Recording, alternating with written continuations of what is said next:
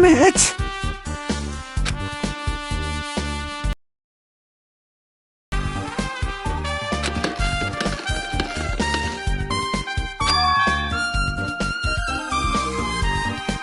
Huh?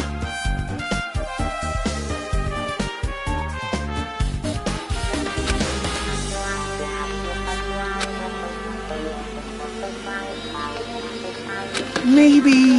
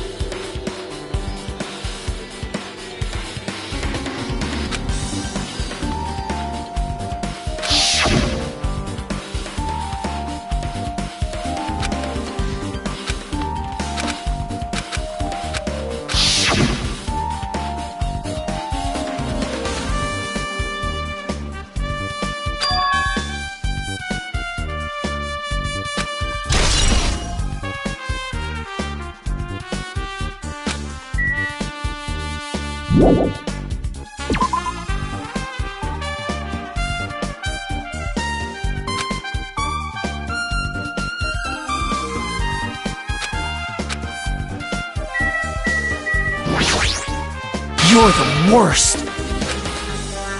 Jeez.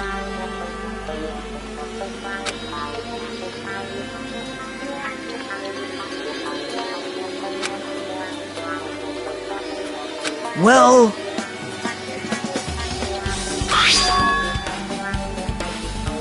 You don't even know?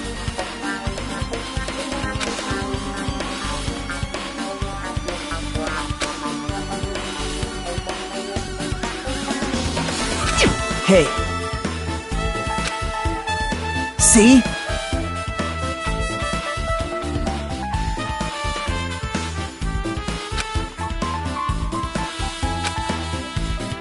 Now then.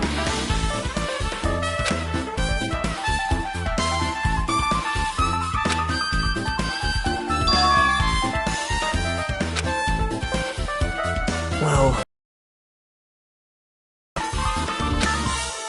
You don't know?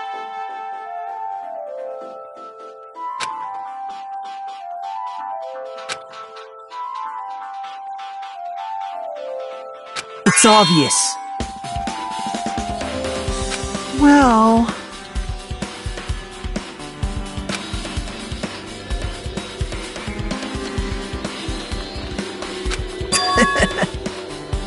Huh? See?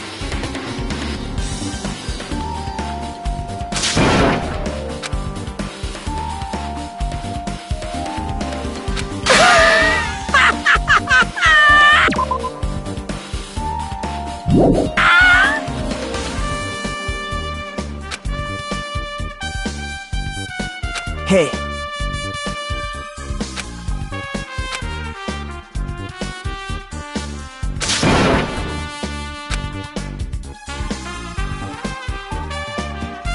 Huh?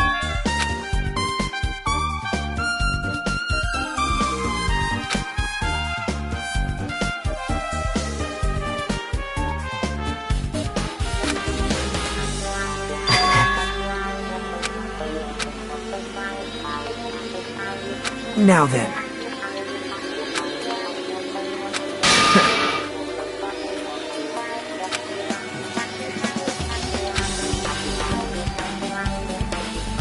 Right?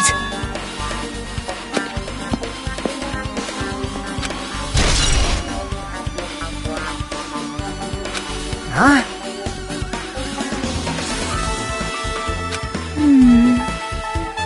Damn right. Yep. Hey.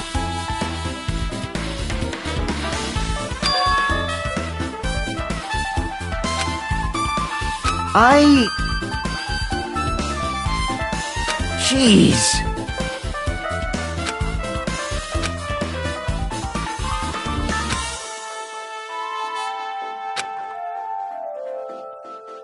Jeez, you're pathetic.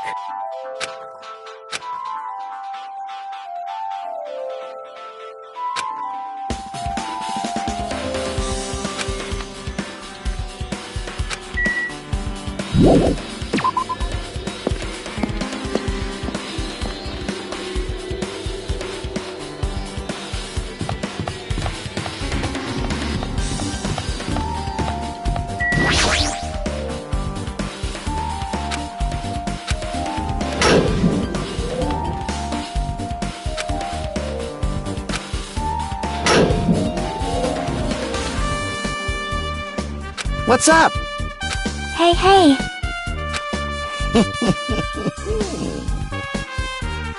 You! Hey, hey!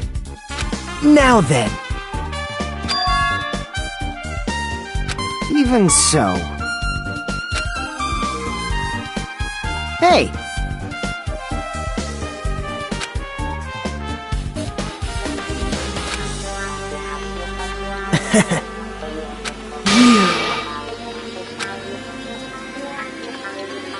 Yep.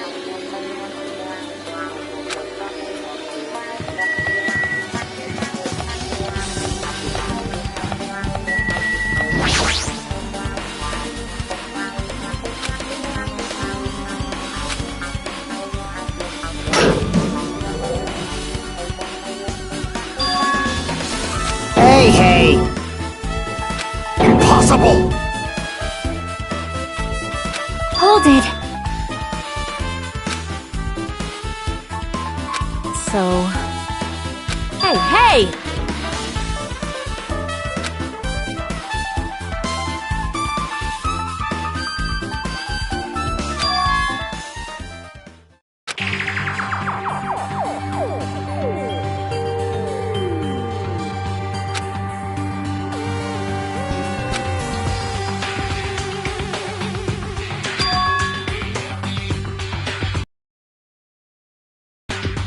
Hey, hey!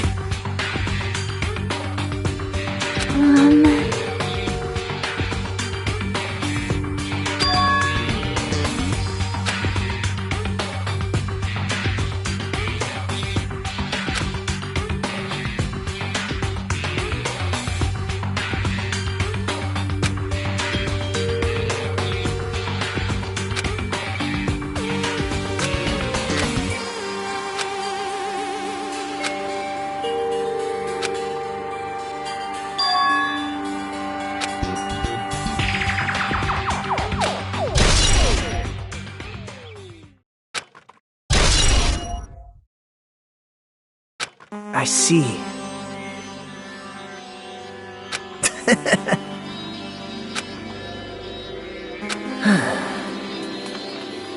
See?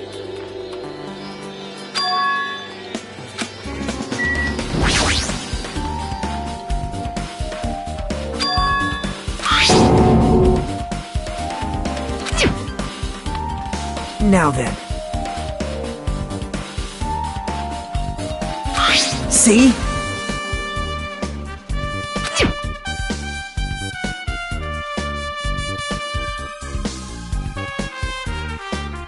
Well...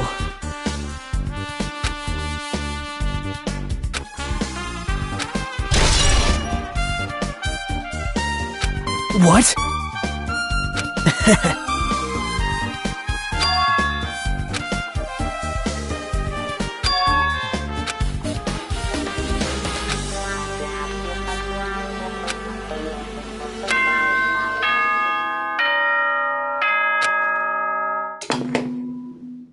It appears that it's time for the class trial. To tell you the truth, I'm tired. Extremely tired. I feel like spending the rest of my life hibernating already. Man, I know it's bad, but I'm so sleepy. I just want to ditch. Though I really don't feel like it, I'll show you my serious side when you come to the class trial. Even though it's impossible since it's so annoying, you can count on me to take this seriously.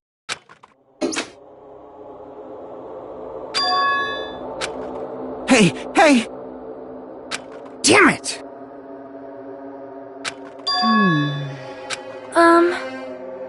Hey, hey!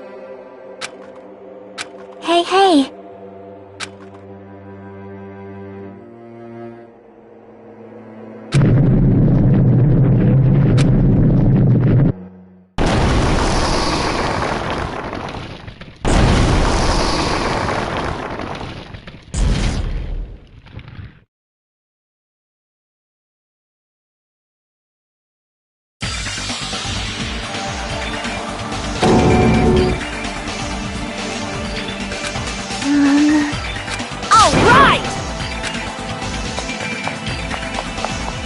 Jeez, you're pathetic. It appears you cannot escape. It's nearly showtime!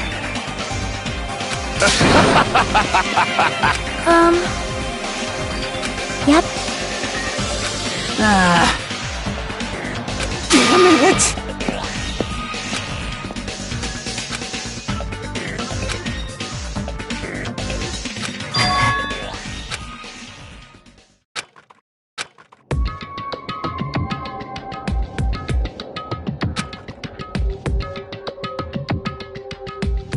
Well...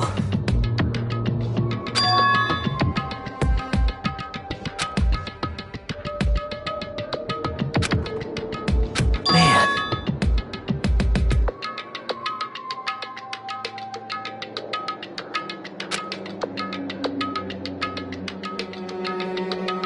Damn it!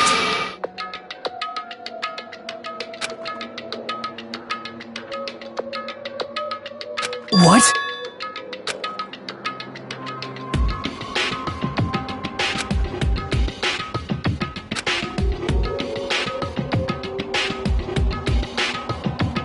Isn't that right?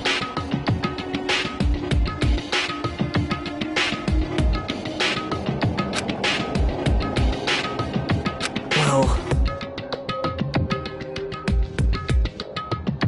Hey.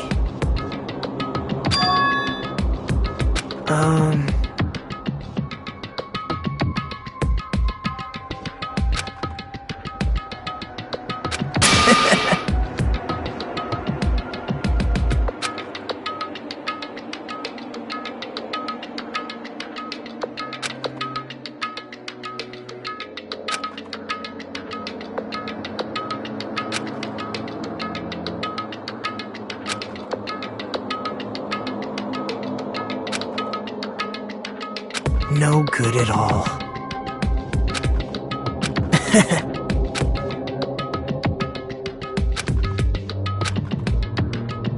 Right?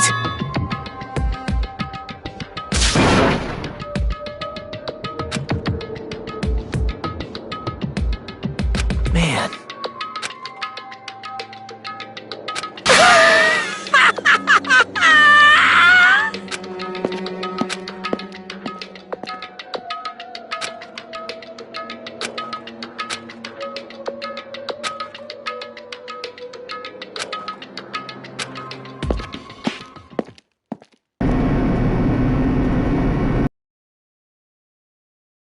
Hey.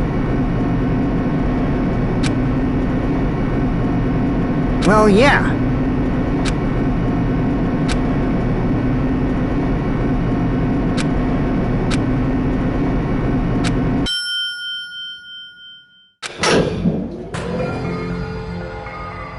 Well now.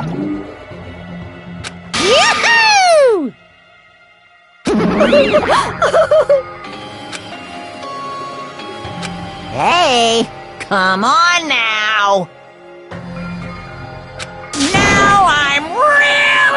angry!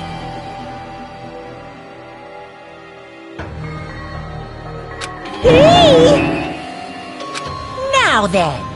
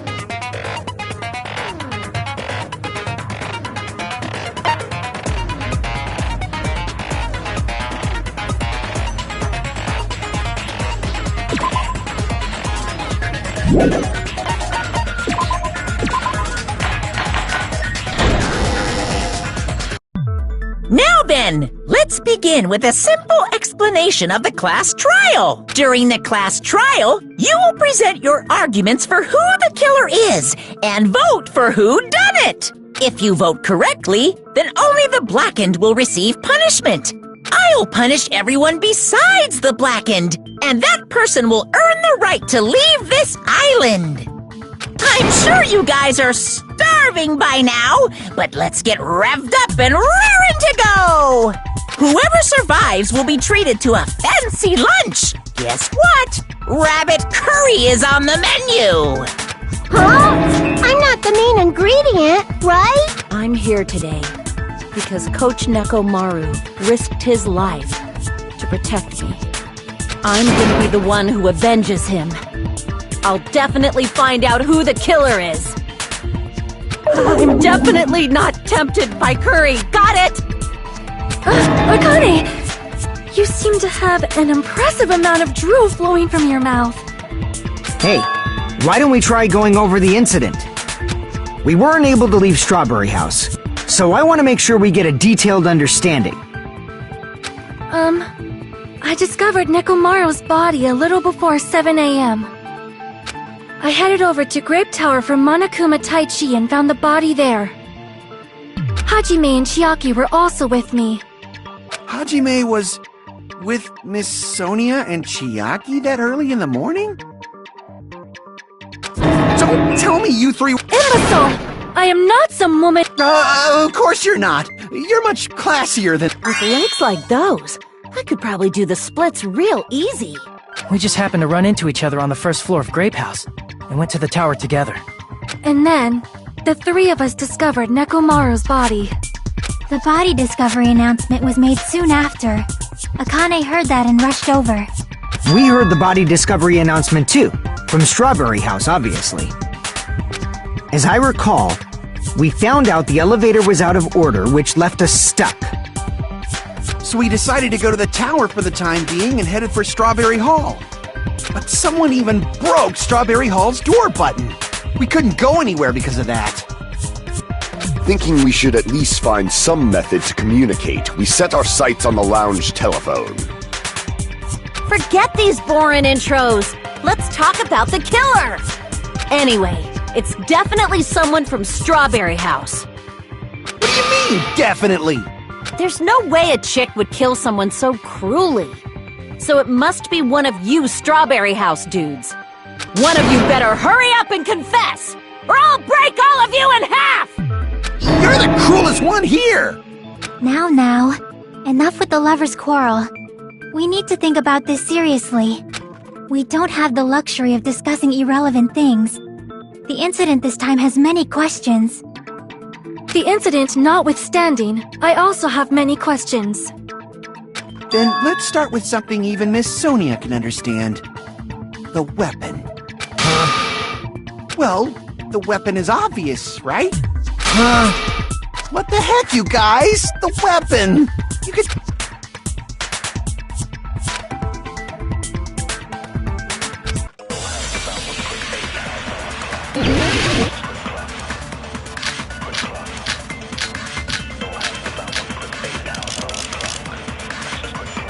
I guess we should figure out the weapon first. The weapon was right there at the scene of the crime! That pillar, huh? No, the hammer! The killer used that hammer and beat the crap out of him! No, that's wrong!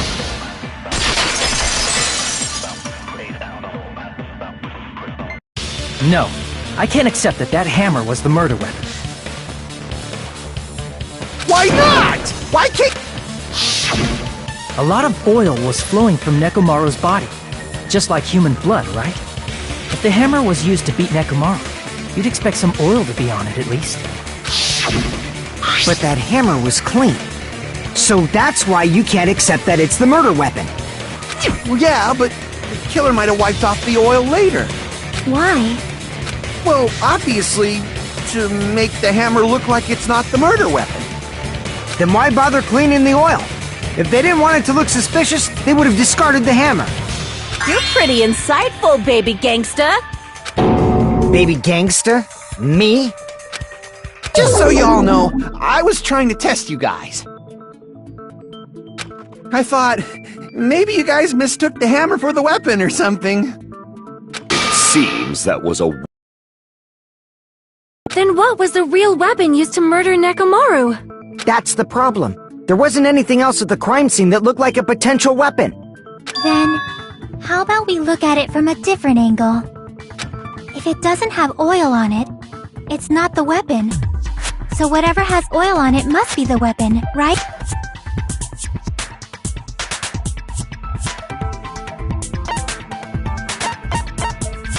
I see! The only thing with oil on it is that broken pillar. Then that pillar is the weapon! Coach Nekomaru got clobbered with that pillar! Nobody could withstand a blow from that pillar. Even if you used 100% of your muscle strength, it would be impossible to wield it as a weapon. Why? We tried to move it, right?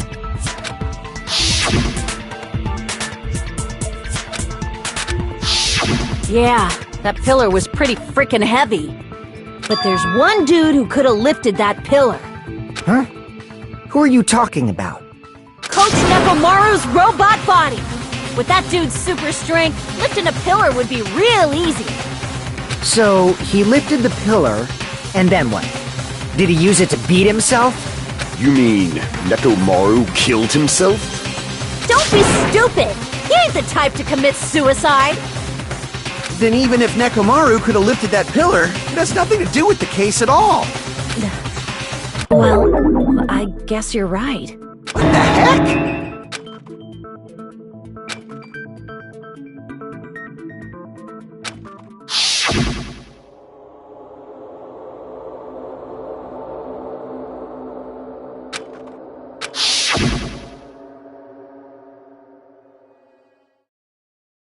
But that's a problem. If it's not the pillar, then there's no other weapon we can think of. There may be a way to use the pillar as a weapon without lifting it. Huh? For reals? Yes, for reals.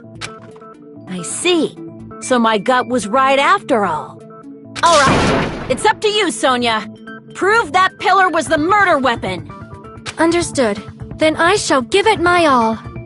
Sonia, here I go!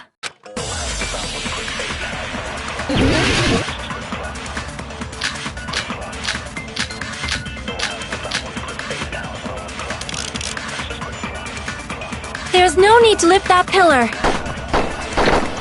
If the pillar was not lifted, Beating him with it is beyond a dream. What about tipping the pillar over? They aimed right for his head and bullseye. Even I could probably tip it over. Considering the pillar's weight, it probably exerted a ton of force. Sonia, you go, girl! I'm getting hella excited! There's no need to lift that pillar. If the pillar was not lifted, beating him with it is beyond a dream. What about tipping the pillar over? No, that's wrong!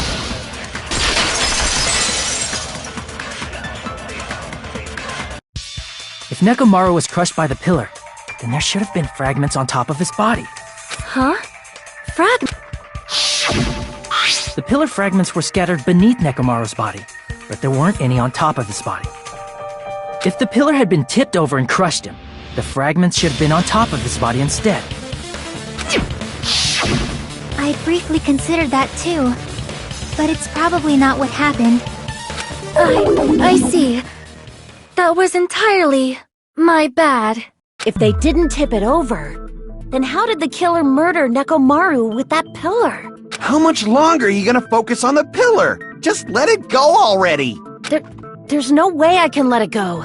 I'm positive that Nekomaru was killed by that pillar. Why are you so certain about that? I just... A feeling, huh? That's just your instincts. But we can't say for sure that that instinct is wrong, can we? There's another way to use that pillar to kill. You guys just haven't noticed it. Is that true? Then I shall ask you, what way is that? You guys, same as usual. You're unable to clear a path to the future with your own powers, so you just stand there and falter. What a waste of talent. And you all intend to fight the Future Foundation? You make me laugh. What did you say? Regardless, it's not like I want to die with the rest of you. So I guess I should lend a hand. Hey, Nagito, what the hell happened to you? How come you're not talking like a lunatic anymore? I've learned a valuable lesson. Ignorance is by far the greatest shame. Huh? What do you mean? Who cares? Just tell us how the pillar was used to kill! Well, first of all, the pillar itself is not enough. But when combined with a specific item, there's a way it could be possible. A specific item? Of course, the ultimate weapon. Ultimate weapon? Isn't that the thing you get when you clear the final dead room? So, Nagito knows what the ultimate weapon is? Of course I know, but I'm pretty sure everyone else has seen it, you know? We've seen it? That's right. You've seen it clearly. Because I, the one who has claimed dominion over evil, am the ultimate weapon!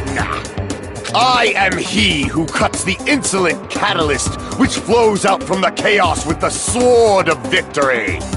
It's only fitting that I deserve to be called the ultimate weapon! No, you are far greater than the ultimate weapon, since you wield your 4 dark devas of destruction. I see. I don't know why, but I'm not liking this. Cut the bullshit and say it clearly. What is the ultimate weapon? In order to clarify that, we first need to solve the secret of the funhouse. Huh? The secret of the funhouse? You still don't realize it? Jeez, get it together. You're supposed to be the symbols of hope, aren't you? Ah, I forgot. Except for Hajime, of course. Except for Hajime? If we make it out of this, I'll explain it to you guys. Anyway, we must first clarify the secret of the funhouse, right? Then I think it must have something to do with the structure of the funhouse. Strawberry House leads to Strawberry Tower, and Grape House leads to Grape Tower. But in actuality, they are both the same building, and both houses are linked to the central tower. It is undeniable that such a sweet building structure is the secret of the funhouse. Man, Not only does that make perfect sense, but Miss Sonia's beautiful voice is just so soothing. Faux show! I shall leave this matter to your discretion.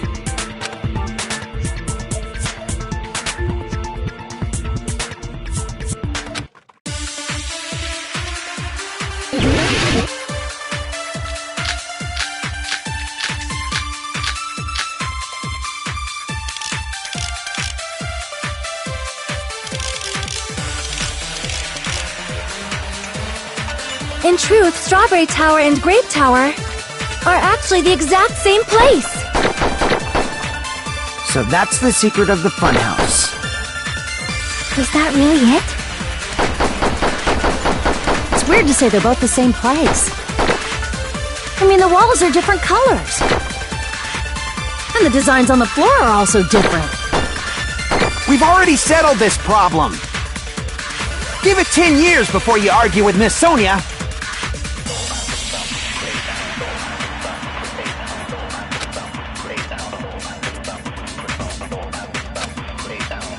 In truth, Strawberry Tower and Grape Tower are actually the exact same place. So that's the secret of the funhouse. Is that really it? It's weird to say they're both the same place. I mean, the walls are different colors. And the designs on the floor are also different. We've already settled this problem. Give it 10 years before you argue with Miss Sonia.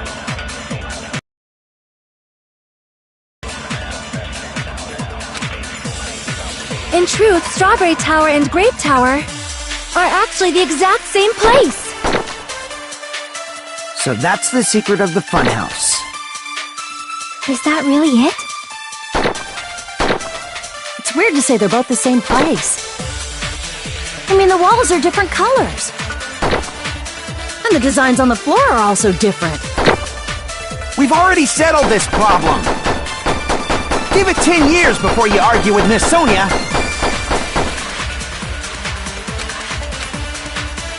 In truth, Strawberry Tower and Grape Tower are actually the exact same place. No, that's wrong!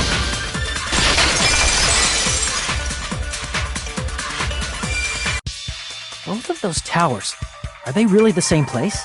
Why are you asking that now? Do you harbor a grudge because my kingdom destroyed your homeland? Hajime, I won't tolerate it. I mean, doesn't it seem strange? When we went to Grape Tower from Grape Hall, Nekomaru's body was in front of the door to Strawberry Hall. But when we went to Strawberry Tower from Strawberry Hall, his body was in front of the door to Grape Hall. It's probably some kind of trick, like the floor rotating 180 degrees or something. If it is, then see? That means it could have passed as the exact same place, right? If so, then what? Do you seriously think such a simple answer is the correct answer? Does that mean he's wrong? Oops, I guess I've said too much. If the floor didn't rotate, then that means we need to think about the structure of the building again. Bow down!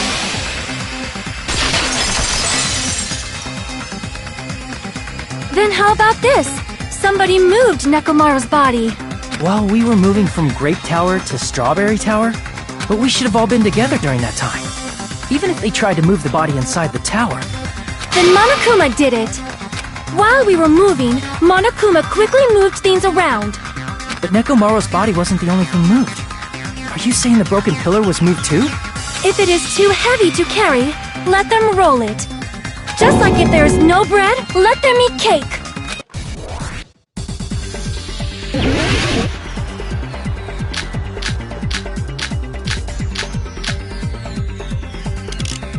There are many different ways. The body and the pillar could have been moved. The pillar could have been rolled.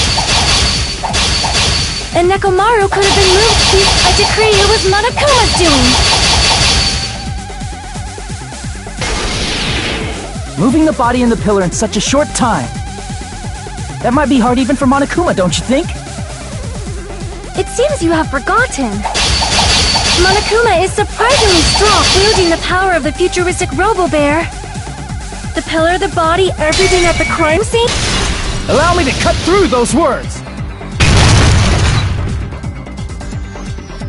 Moving the body and pillar is possible, but it would have been impossible to move the oil on the floor. Huh? When the position of Nekomaru's body and the pillar changed, the oil surrounding his body moved too. Physically moving all of the oil like that is simply not possible, no matter how you look at it. Then it's impossible to think it was moved. I am terribly sorry. I cannot believe I got so fired up. It's all right. A fired-up Miss Sonia is awesome to watch. So what really happened? Does that mean the two towers aren't the same building? We can't be certain of that either. Not when the experiment involving the handbook I left on the tower floor was a complete success. Yeah, the E-handbook was still there. That's why we thought the two towers were the same building. If they're not the same building, or two different buildings, then what are they? No idea, huh?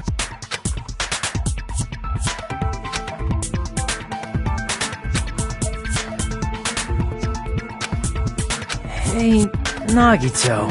I thought it would come to this. I knew my turn was coming up. Fine.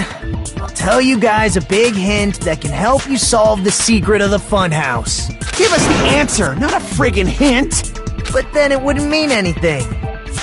I need you guys to do this class trial properly. It's also important for me because it will help me determine something.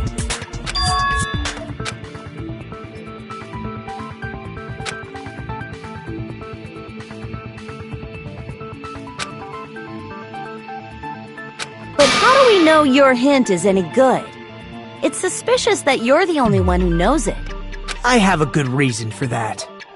The reason I'm the only one who knows it is because I was the only one who performed the appropriate action.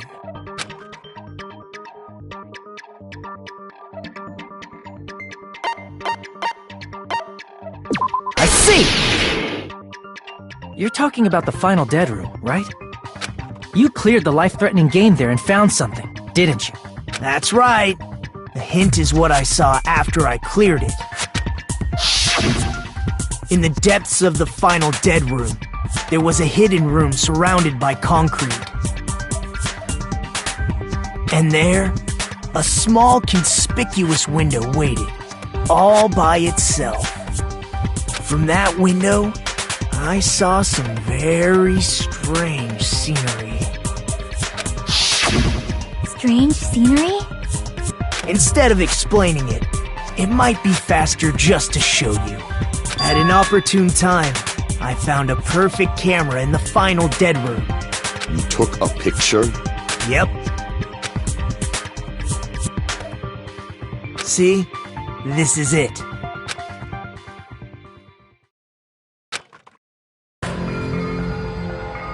Let me explain it to you again. I took this picture on the first floor of Strawberry House, from the secret room within the final dead room. But don't you think it's weird? If the funhouse's structure is what you guys have been thinking, then there's lots of things that don't make sense in this picture, right?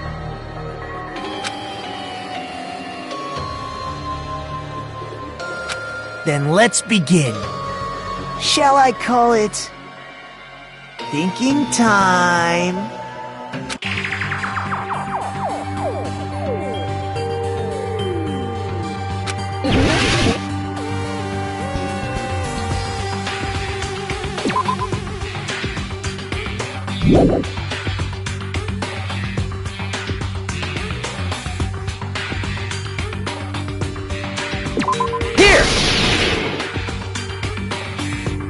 You said this photo was taken from the hidden room inside the final dead room, right? If that's the case, then that means it should have been taken from the first floor of Strawberry House. Yeah, it should have been. Then, this is definitely strange. This photo doesn't look like it was taken from the first floor. Angles suggest it was taken from higher up. I see. And is that it?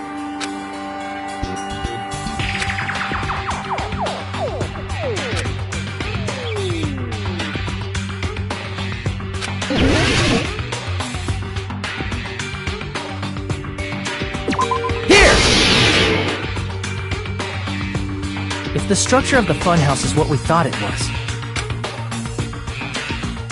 Grape House and Strawberry House should link to the tower in the middle. Which means, if you're viewing the tower from Strawberry House, you should see Grape House behind it. But in this photo, I don't see anything behind the tower. No shadow, no shape, no Grape House at all. That's right. Good call. In summary, this is the truth contained in this photo.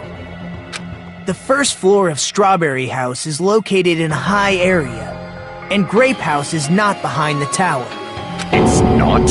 Are you saying that Grape House is merely an illusion spell cast by Monokuma's cursed eye? From this point on, do your own thinking. Now that you've finally met the same requirements as me. If you guys are truly symbols of hope, you can easily solve a simple mystery like this. It might be possible for Hajime to solve it too, even though he's just a normal high school student. Despite the fact that you don't have a real talent, you already know about the other clue.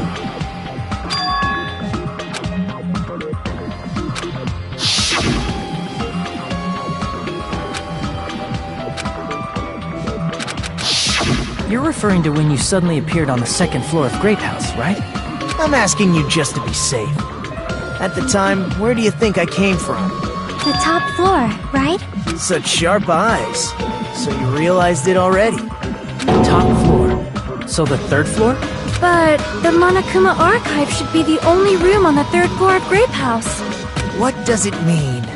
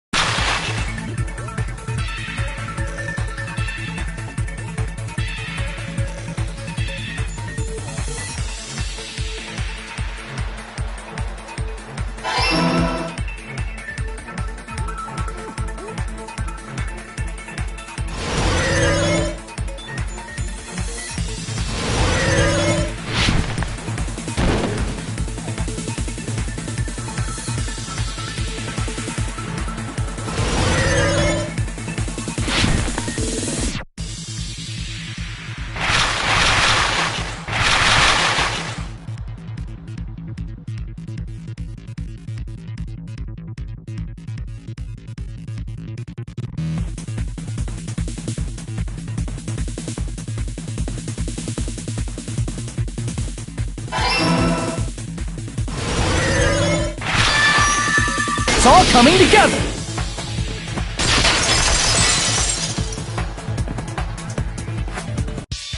Got it. I know the secret of the funhouse. Then let me hear it. What kind of answer will you give, I wonder? In the picture Nagito took from Strawberry House, I didn't see Grape House at all. So where did Grape House go? There is only one possibility. it was in a position where it couldn't be seen from Strawberry House. Which means Strawberry House and Grape House are in the same building, but on different floors. Same building, different floors? Then the two houses aren't two different 3-story buildings. They're actually one 6-story building? If you think about it like that, based on Nagito's picture, it's clear where Strawberry House is located.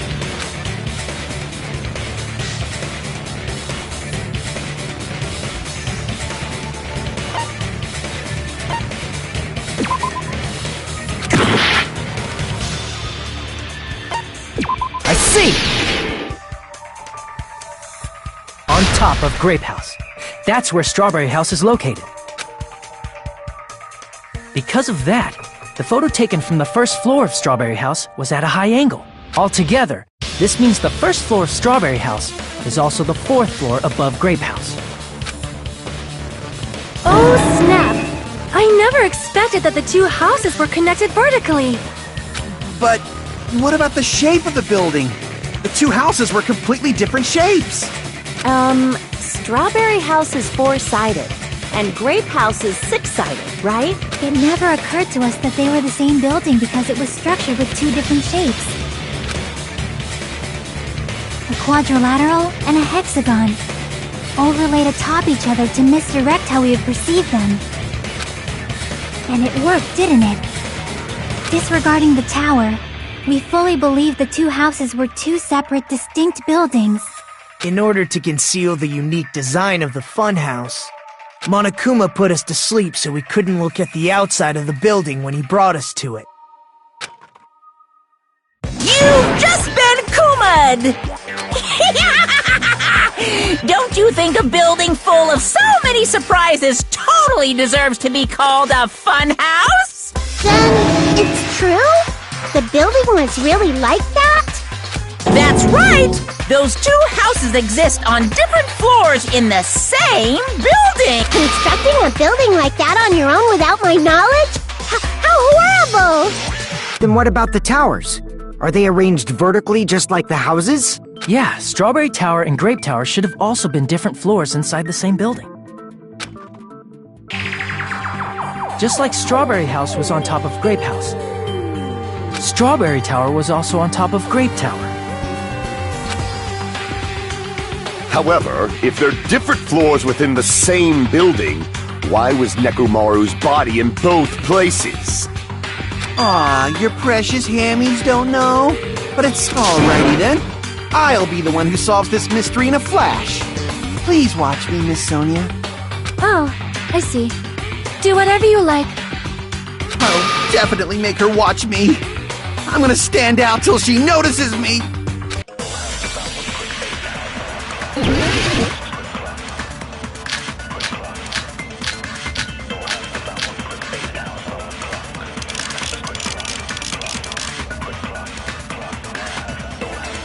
I'm gonna solve this mystery in a flash. Then hurry up, dumbass! One of the bodies in one of the towers was actually a dummy. You mean a fake body? Nekomaru died with a mechanical body. It should be possible to construct a dummy from spare parts. You're magnificent, Gundam! No fair! You totally stole my spotlight! So which one was a fake body? Shut up! Just pick one of them!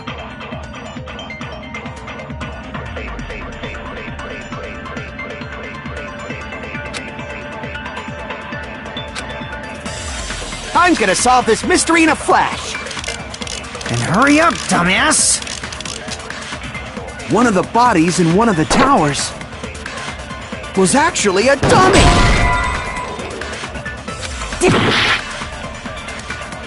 I'm gonna solve this mystery in a flash! Then hurry up, dumbass! One of the bodies in one of the towers was actually a dummy! You mean a fake body? Nekomaru died with a mechanical body. It should be possible to construct a dummy from spare parts. You're magnificent, Gundam! No fair! You totally stole my spotlight! So which one was the fake body? Shut up! Just pick one of them!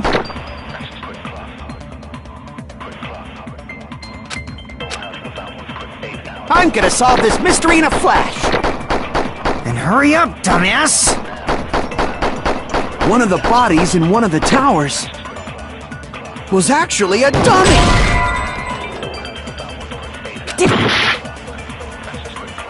I'm gonna solve this mystery in a flash! Then hurry up, dumbass! One of the bodies in one of the towers was actually a dummy! You mean a fake body? Nekomaru died with a mechanical body. It should be possible to construct a dummy from spare parts. You're magnificent, Gundam! No fair! You totally stole my spotlight! So which one was the fake body? Shut up! Just pick one of them!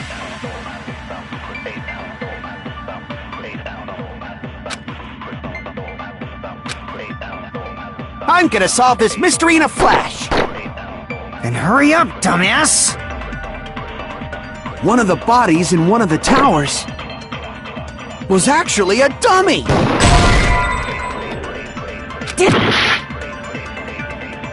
I'm gonna solve this mystery in a flash!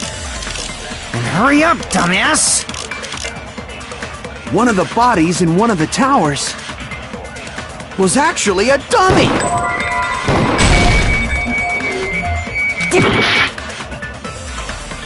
I'm gonna solve this mystery in a flash! Then hurry up, dumbass! One of the bodies in one of the towers was actually a dummy!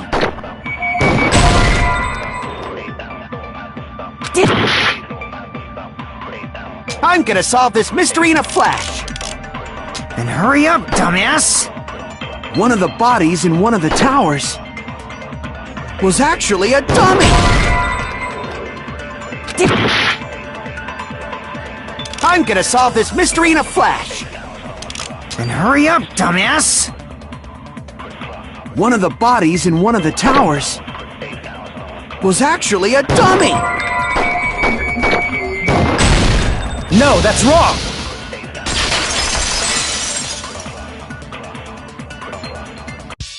Nekomaru's body wasn't a dummy. That can be proven by Kazuichi's account. Me? Remember? When we moved from Grape Tower to Strawberry Tower, we thought the body had moved. And that's when you said...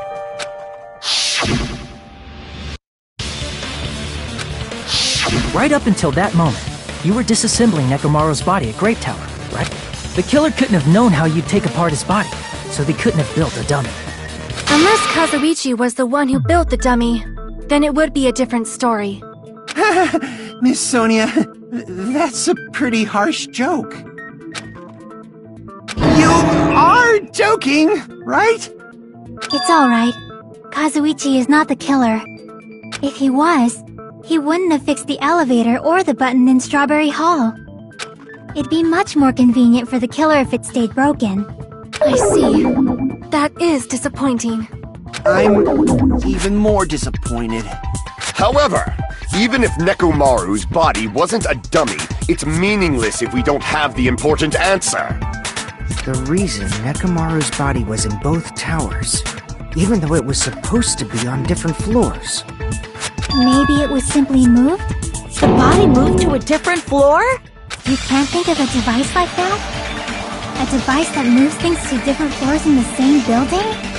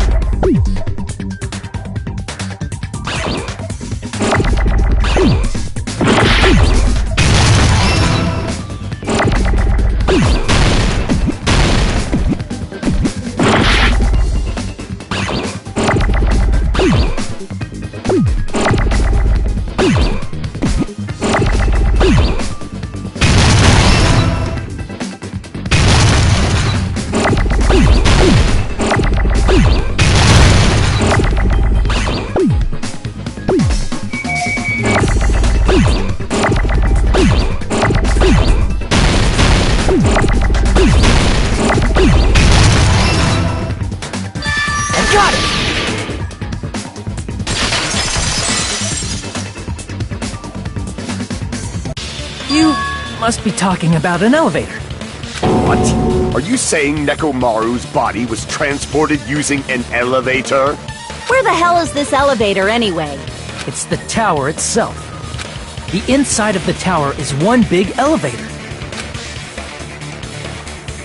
Which means the tower was designed so that the whole room goes up and down like an elevator. So whether you enter from Strawberry Hall or Grape Hall, it all leads to the same room. So that's why we could only enter it from one side or the other. Now that you mention it, sometimes when I pressed the door button, it took a while for it to open. I see. We were basically waiting for the room to arrive, just like an elevator. Please hold on. If the inside of the whole tower ascends and descends like an elevator, then why is there a picture of a strawberry on the far back door when you enter from... and a picture of a grape on the far back door when you enter from Strawberry Tower? If the room just moves up and down like an elevator, there's no reason for the doors to change. Plus, after the incident, the far back door in Grape Tower had chains wrapped around it, right? But when we entered Strawberry Tower, those chains were gone. Not just that, but if I remember correctly, even the doorknob was broken off.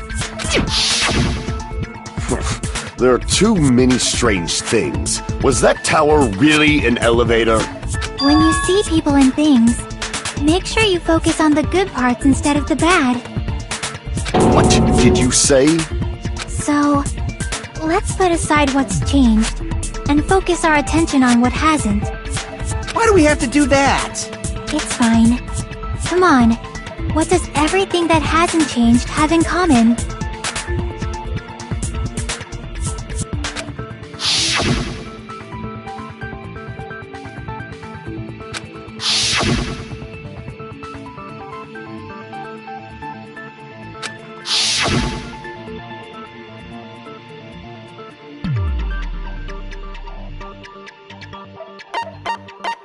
I see!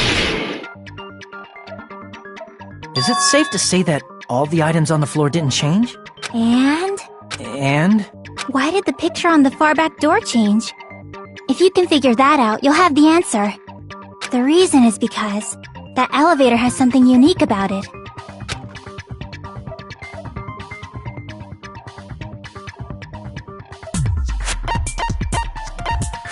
I see! So that's it. The elevator was designed so only the floor moved. Only the floor moved? Which means the whole room wasn't an elevator, only the floor was. That's why we saw different doors in each tower. Which means on the first floor of Grape Tower, the door on the far back wall had a strawberry design. And on the fourth floor, which was Strawberry Tower, a different door on the far back wall had a grape design. Then, where do the different floors lead? I want to say they lead outside, but they're probably just for show. Just for show? Why was something like that necessary? So we'd falsely believe that the doors were connected to where their picture signified. It was actually very effective. Because of that, we totally misunderstood the building's structure. I don't get it. But I guess it means whoever designed this building had a totally twisted personality. Did you hear that, mon ami? Don't blame this on me. Take responsibility for yourself. Then I'll take responsibility and gently caress you. Wait, there's no way that's gonna happen! Stop with the tasteless jokes! By the way, what does the chain on the far back door in Grape Tower mean? It was probably wrapped there by the killer to keep us as far from Strawberry Tower as possible. Why? Because of that chain. You guys thought you couldn't enter there, right?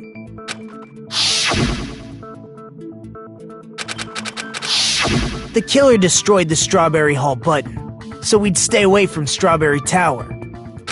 Everything was done to tamper with the evidence, so we wouldn't find out about the secret of the funhouse. The appearance of a body in the tower would contradict what we thought we knew about the building. In that situation, if we'd gone to Strawberry Tower, we'd have seen that contradiction firsthand. And using that as a clue, we might have discovered the truth. The truth that the two houses and the two towers are actually one complete vertical building. The killer wanted to keep us from learning that. That's why they made us stay away from Strawberry Tower. They destroyed the button and wrapped a chain around the door just for that?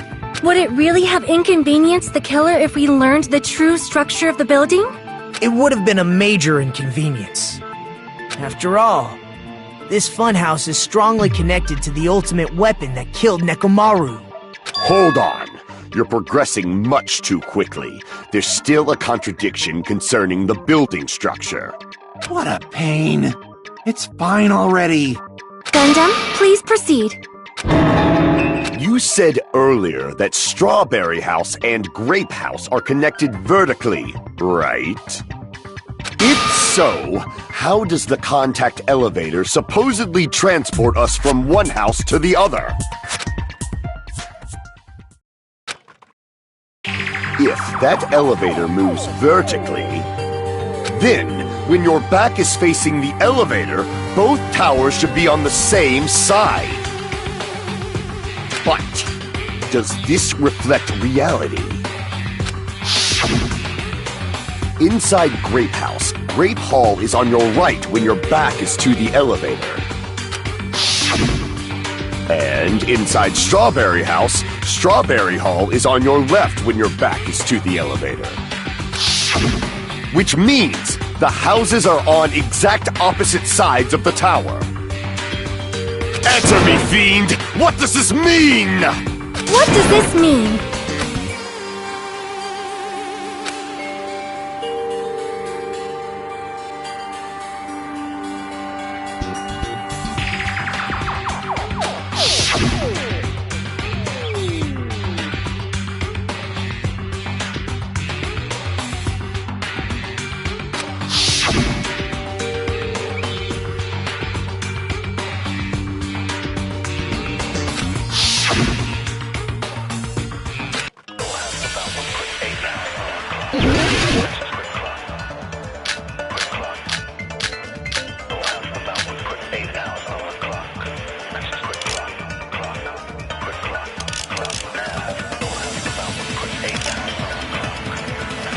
The two houses are connected vertically.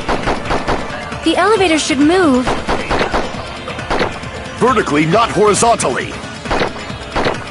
However, at both houses, if the contact elevator is behind you, the towers are in opposite directions.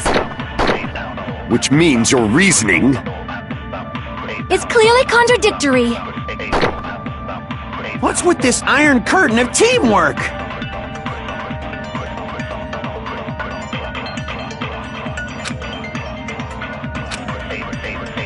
The two houses are connected vertically. The elevator should move. Vertically, not horizontally. No, that's wrong!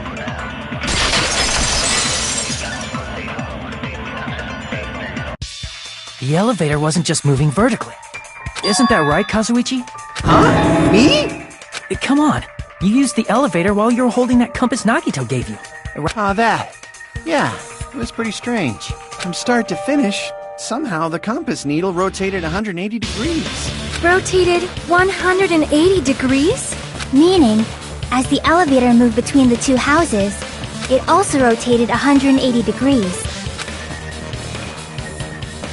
It was probably following the building's perimeter as it rotated to the other side. Which means the exit would be on the opposite side once you arrived at the other house, right?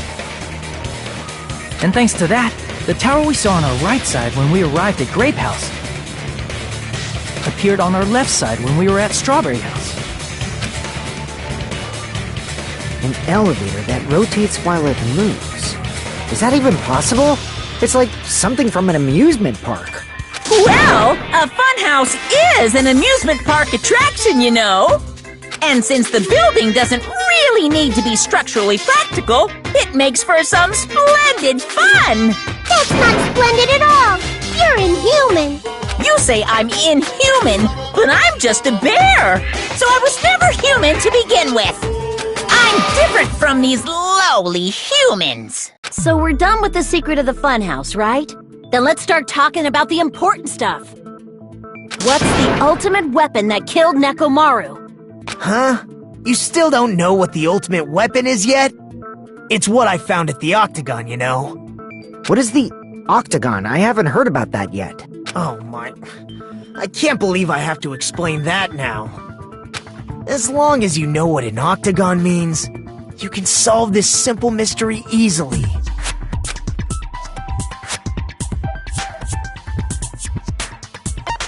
I see! If I recall, an octagon is a shape with 8 sides, right? I didn't expect you to know that. For a substitute reserve course student, you're quite knowledgeable. I guess I should continue listening. Where is the place befitting of the name Octagon?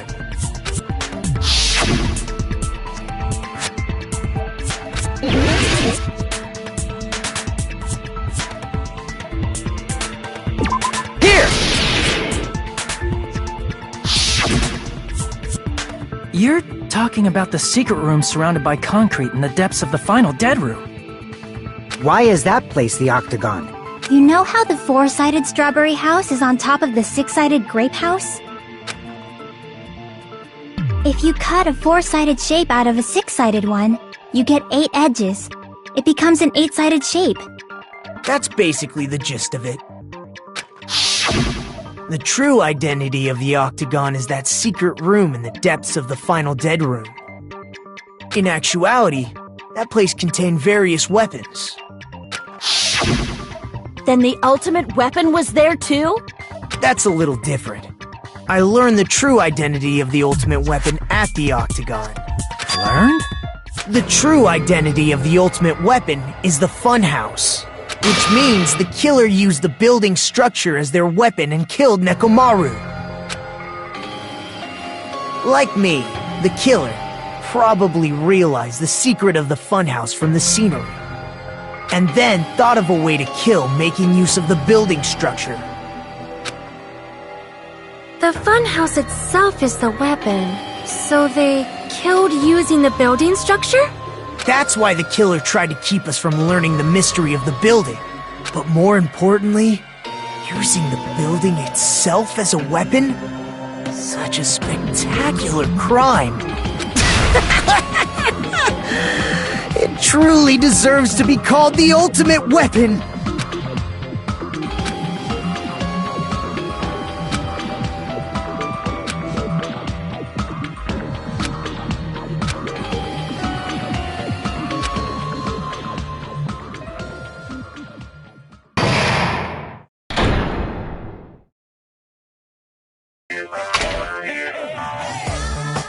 Hiya!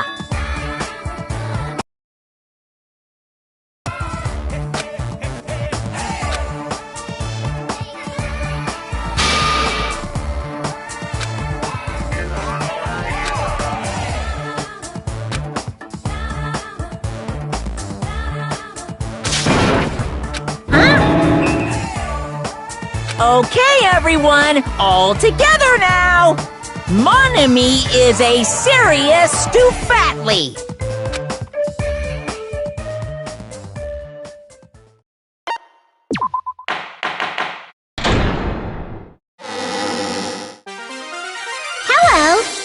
up your day as well. I'm trying to force myself to be more energetic, or else my mental state won't be able to keep up. My heart's thumping like crazy. I might as well have a laid-back, so what attitude and go ahead with high energy. Yeehaw! But be careful that your batteries don't run out for various reasons. And just like I say each time, don't forget to save frequently.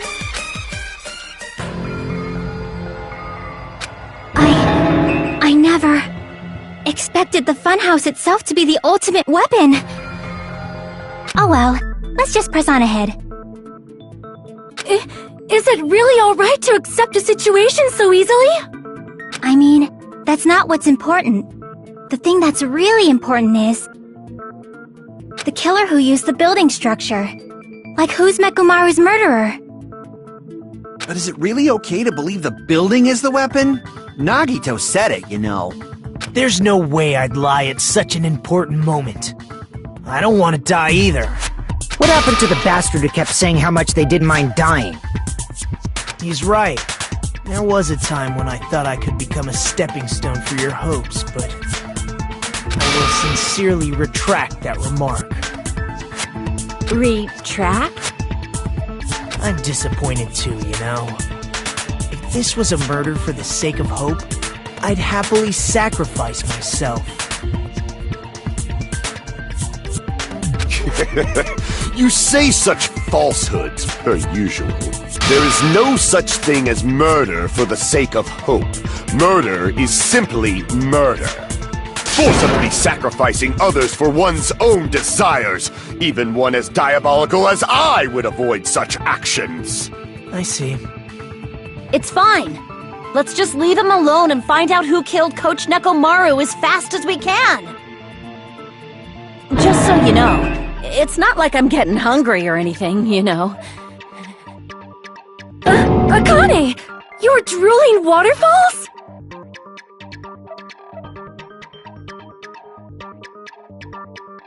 Anyway, if the killer used the building structure, why don't we think about how they used it? How they killed Nekomaru.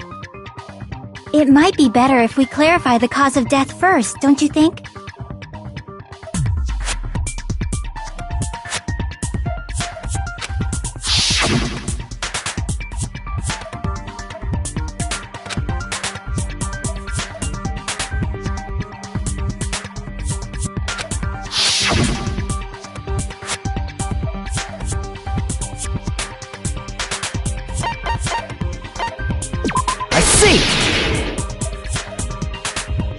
That's it? I think he might have died from falling. Died from falling?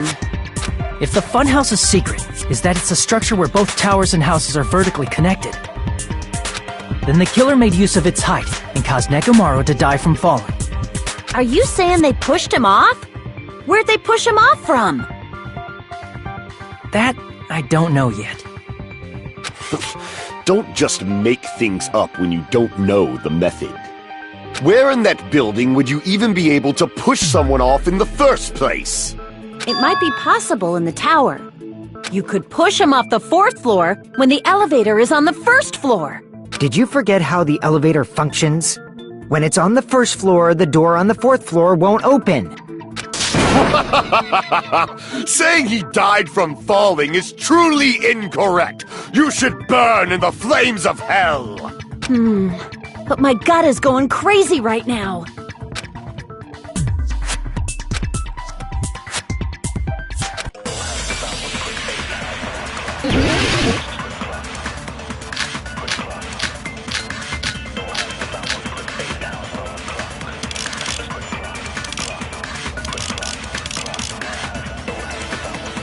When the elevator is on the 1st floor, you can't go through the door on the 4th floor. It'd be impossible to shove off the victim from up there. Then, how about this? After locking Mekamaru inside the elevator, they moved the elevator from the 4th floor to the 1st floor and made use of the drop. Hold on! Did you forget the elevator has a sensor? As long as there's a moving object inside. No, that's wrong!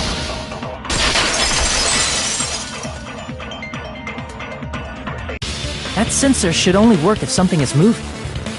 If Nekomaru wasn't moving inside, the elevator sensor wouldn't have detected anything. Could it be his sleep mode? When Nekomaru's goodnight button is pressed, all of his functions shut down, and he enters sleep mode. If he's in sleep mode, the elevator sensor wouldn't have noticed him, right? I see. So that's how... However, even if they moved the elevator in that manner, Nekomaru would have just moved along with it. There would have been no drop for him to fall and die from, yes? That's what I was about to explain, before Kazuichi interrupted me. Silence, pest! Now you're calling me a pest?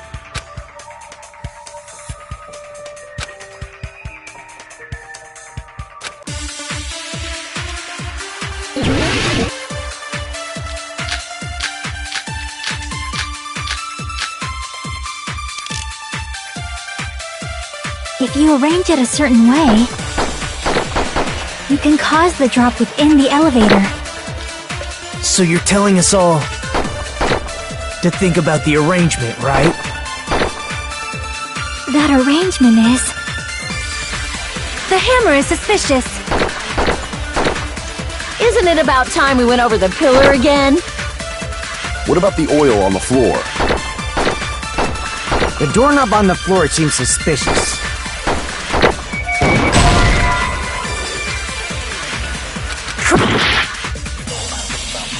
If you arrange it a certain way, you can cause the drop within the elevator. So you're telling us all to think about the arrangement, right? That arrangement is... The hammer is suspicious.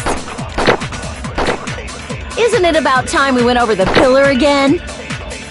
What about the oil on the floor? The doorknob on the floor seems suspicious. How about we all shut up and listen to what Chiaki has to say? Silence, pest! Don't be so cold. What if I start to enjoy it?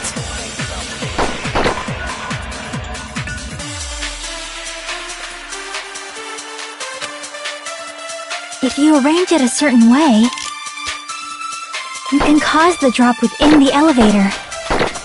So you're telling us all to think about the arrangement, right? That arrangement is... The hammer is suspicious. Isn't it about time we went over the pillar again? What about the oil on the floor? The doorknob on the floor seems suspicious. I agree with that.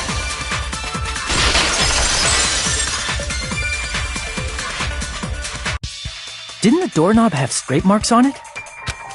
That might have been where it got scraped by the wire. Is that the same wire that was tied around Nekomaru? The tip of that wire was tied into a loop. If the elevator moved while that loop part hung from the doorknob... If they did something like that, he would have been suspended in midair! That's right. He was suspended in midair. Huh? The killer tied up Nekomaru with the wire while he was in sleep mode. Tied the tip of the wire into a knot and hung it on the doorknob to the 4th floor. With that, they moved the elevator from the 4th floor to the 1st floor of Grape Tower. And suspended Nekomaru in midair. That's right! He was so well hung! You better not finish that sentence! The killer took advantage of the elevator's unique feature. Only the floor moves. By doing that, they created a drop so Nekomaru could fall to his death. Too easy.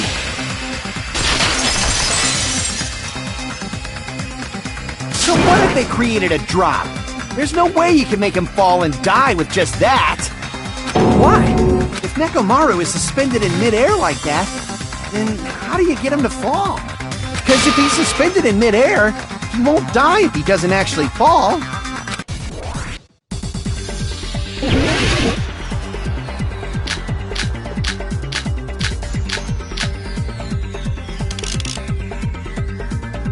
Even if they suspended Nekomaru, how would they make him fall?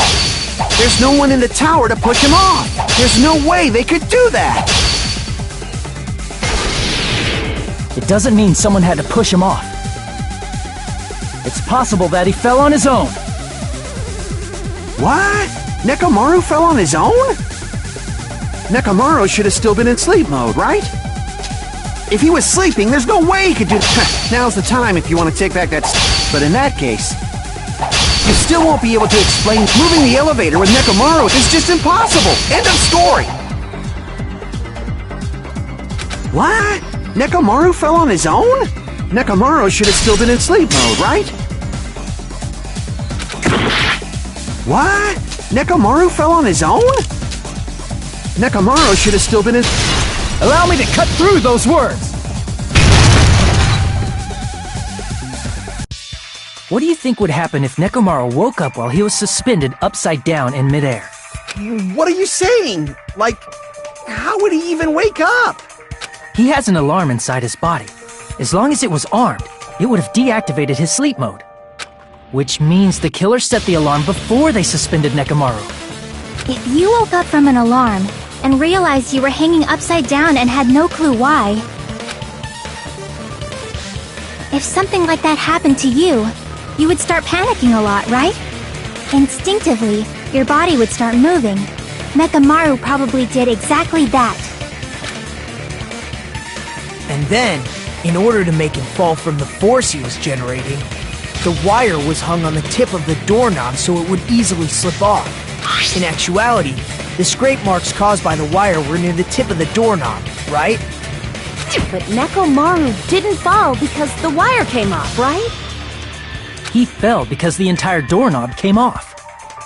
When Nekomaru awoke, he must have struggled much more than expected, which caused the doorknob to break off. Was that unexpected for the killer too? Well, that's probably it. If they knew it'd leave behind evidence like that, they would have at least tried to do something to cover it up.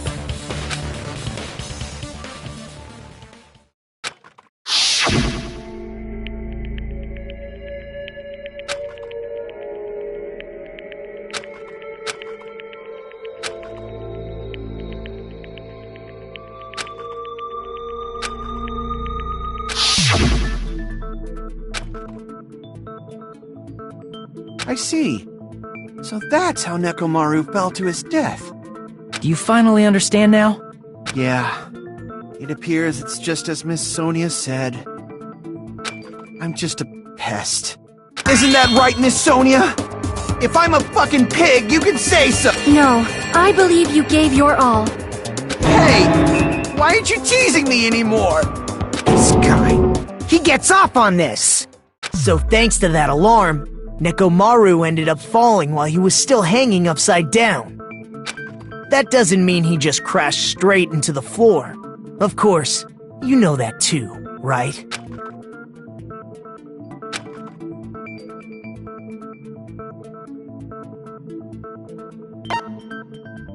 I see! When Nekomaru fell to the floor, he ended up colliding with the pillar. Isn't that it? Finally, the pillar! So that's how the pillar shattered, and why oil was spilled all over the place. See, I told you the pillar was the weapon. My gut was totally right. Well, the pillar was a bonus. It's not even clear if the killer intended that, or if it was just a coincidence. At this point, it is quite difficult to find a clue that will lead to the killer. Then what about the alarm? I'm positive the alarm was set for 7:30 a.m., and if we map it out from there... Hold on, baby gangsta. Stop calling me baby gangsta! What'd you just say? Did you say the alarm was set for 7:30 a.m.? You didn't check it yourself? Nekomaru's alarm was set for 7:30 a.m. Nah, that's impossible, 'cause even though I slept in a little, I still got to the tower at 7 in the morning. Now that you mention it, so did I. There was no way I could be late for Monokuma Tai Chi, so I left for Grape Tower before 7 a.m. And if we found Nekomaru's body there, it would have been before the 7:30 a.m. alarm went off. It appears yet another contradiction has been birthed. How were you able to discover Nekomaru died at 7:30 a.m. when you went to the tower at 7? That's what I want to know!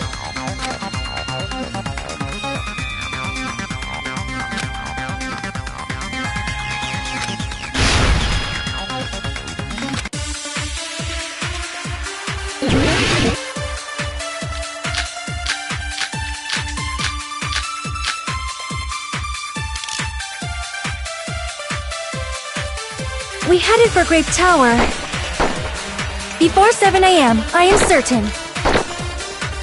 But the alarm inside Nekomaru's chest was set for 7:30 a.m. Nekomaru died because of that alarm, right? His time of death and the time the body was discovered. One of those must be an illusion! The killer probably did some tampering. They probably messed with the clock inside Nekomaru's chest. That's gotta be it!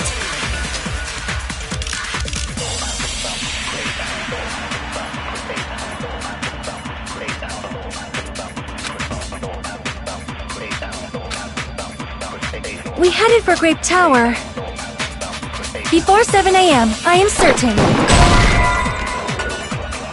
Crap! We headed for Grape Tower before 7 a.m., I am certain.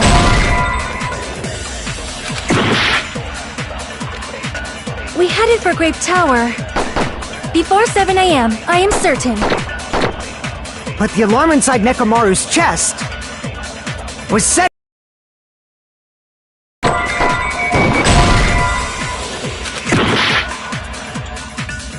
We headed for Grape Tower before 7 a.m., I am certain. But the alarm inside Nekomaru's chest was set for 7:30 a.m. Nekomaru died because of that alarm, right? His time of death and the time the body was discovered. One of those must be an illusion! The killer probably did some tampering. They probably messed with the clock inside Nekomaru's chest.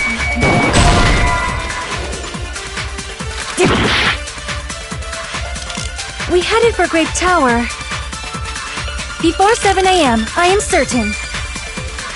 But the alarm inside Nekomaru's chest was set for 7:30 a.m. Nekomaru died because of that alarm, right? His time of death and the time the body was discovered. One of those must be an illusion! The killer probably did some tampering. They probably messed with the clock inside Nekomaru's chest. No, that's wrong!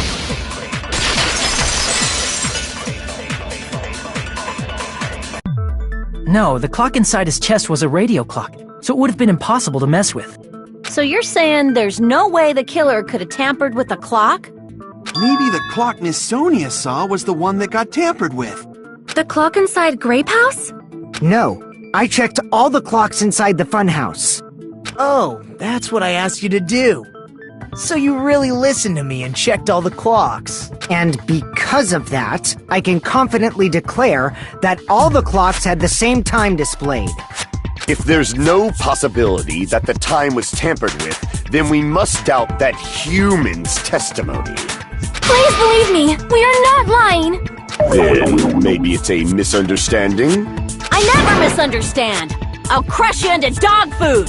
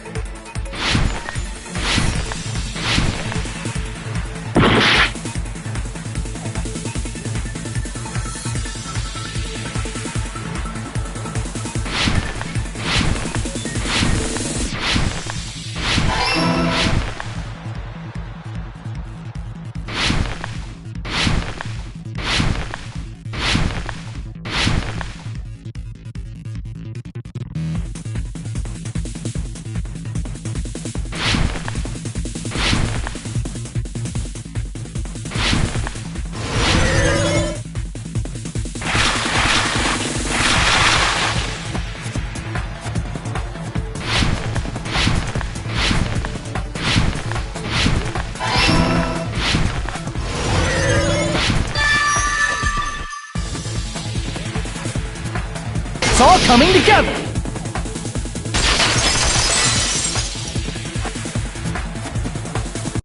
You said you checked all the clocks inside the building. Isn't that right, Fuyuhiko? Yeah, none of the clocks had the wrong time. But what if all those clocks have been messed with? What? All the clocks? So even if you checked all the clocks inside the building, there's no way you'd have noticed it. I see. So the killer messed with the time inside the whole building by changing all the clocks. So that's what it was. There's no way I would have noticed that. This is truly fantastic! Now's not the time to be pleased. More importantly, how much was the time off?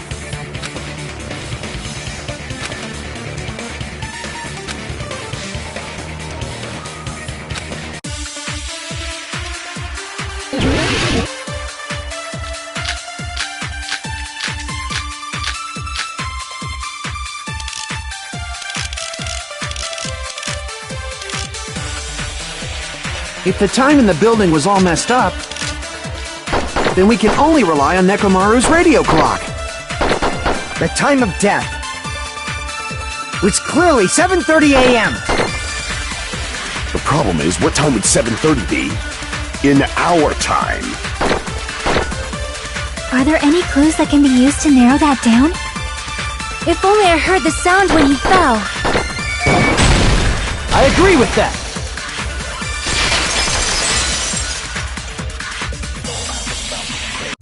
That's right. We should have heard the sound he made when he fell. Wasn't it that Rumbling? I thought it was just an earthquake, so I went back to sleep. Was that the sound from when Nekomaru fell?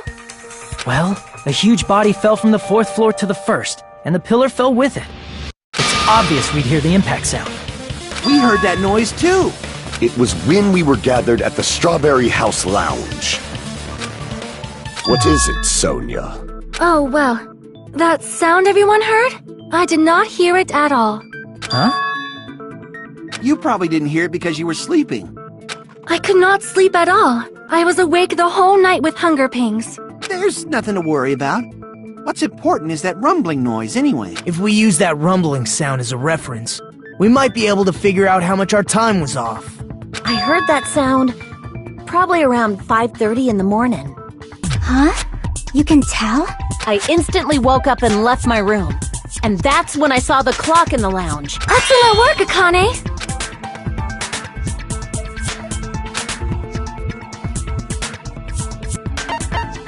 I see!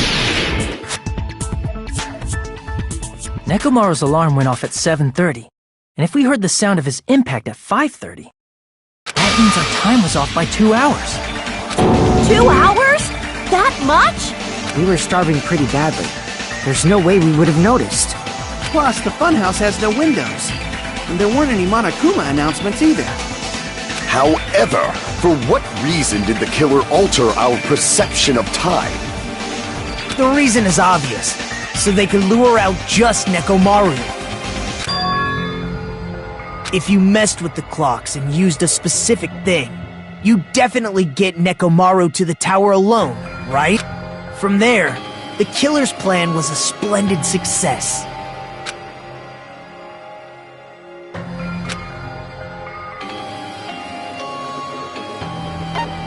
I see! That's it. The killer made use of the Monokuma Tai Chi activity in the morning. How did they use it? We were required to go to Great Tower every morning at 7 a.m. for that activity, right? But if they mess with all the clocks inside the building, what would that do to us? We wouldn't be able to attend on time, but that wouldn't affect Nekomaru. His radio clock had the exact time. That's right. In doing so, the killer was able to lure him to the tower by himself at the precise time. Then, when I witnessed Nekomaru early in the morning... If I recall, you witnessed Nekomaru around 5 a.m. And if that time was also 2 hours off, it should have been 7 a.m. Yeah, at that time, he was heading over to Monokuma Tai Chi, right on schedule. I see. Now that I think about it, I realize what Monokuma meant when he said those words. Too early! He didn't even ask you yet!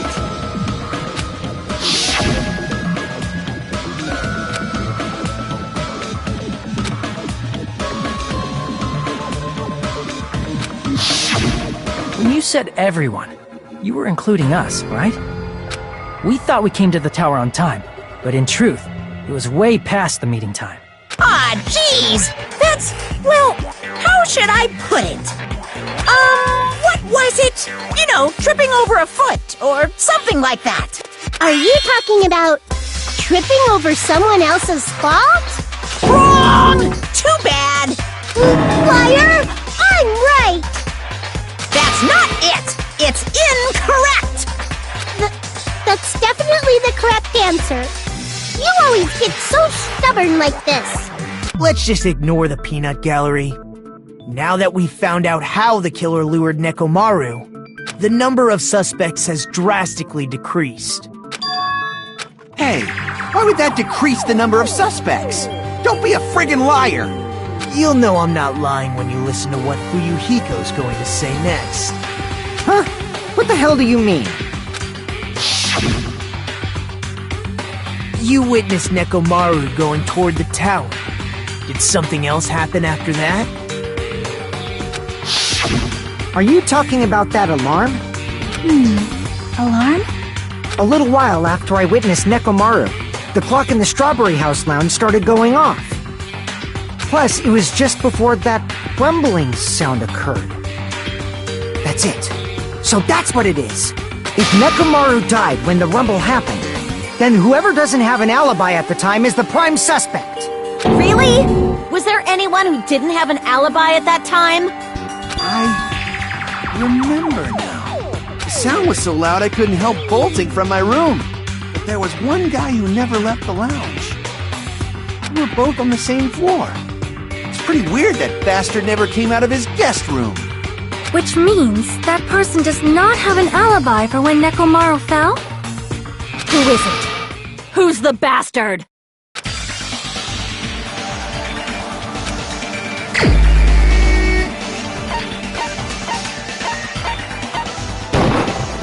You're the only one! The one who wasn't there. It's... That's right! Nagito wasn't there! It was just me, Gundam, and Fuyuhiko. You didn't come out, even though the alarm was going off like crazy. You weren't in your room, were you? If that's the case, where were you? Please, say something! If you don't hurry up and answer, I'm gonna suicide dive you! If I may be frank, even if I wanted to go to the lounge, I couldn't. You couldn't? What do you mean? It's merely the foolish talk of the weak. Not only did I not hear the alarm, I never even heard that rumbling sound. You're definitely fucking lying! However, that is also true for me. It is obvious that I did not hear the alarm in Strawberry House. But I did not hear the rumbling sound either. Is that not strange? I mean, everyone else heard it. To be honest, it's not just them. The same goes for me too. I was in a pretty deep sleep, so I thought that's why I couldn't hear it, but it wasn't that. I probably couldn't hear it at all. Couldn't hear it? What does that mean? You still don't know. Think about what the three of us who didn't hear a sound have in common, and I'm sure you'll figure it out.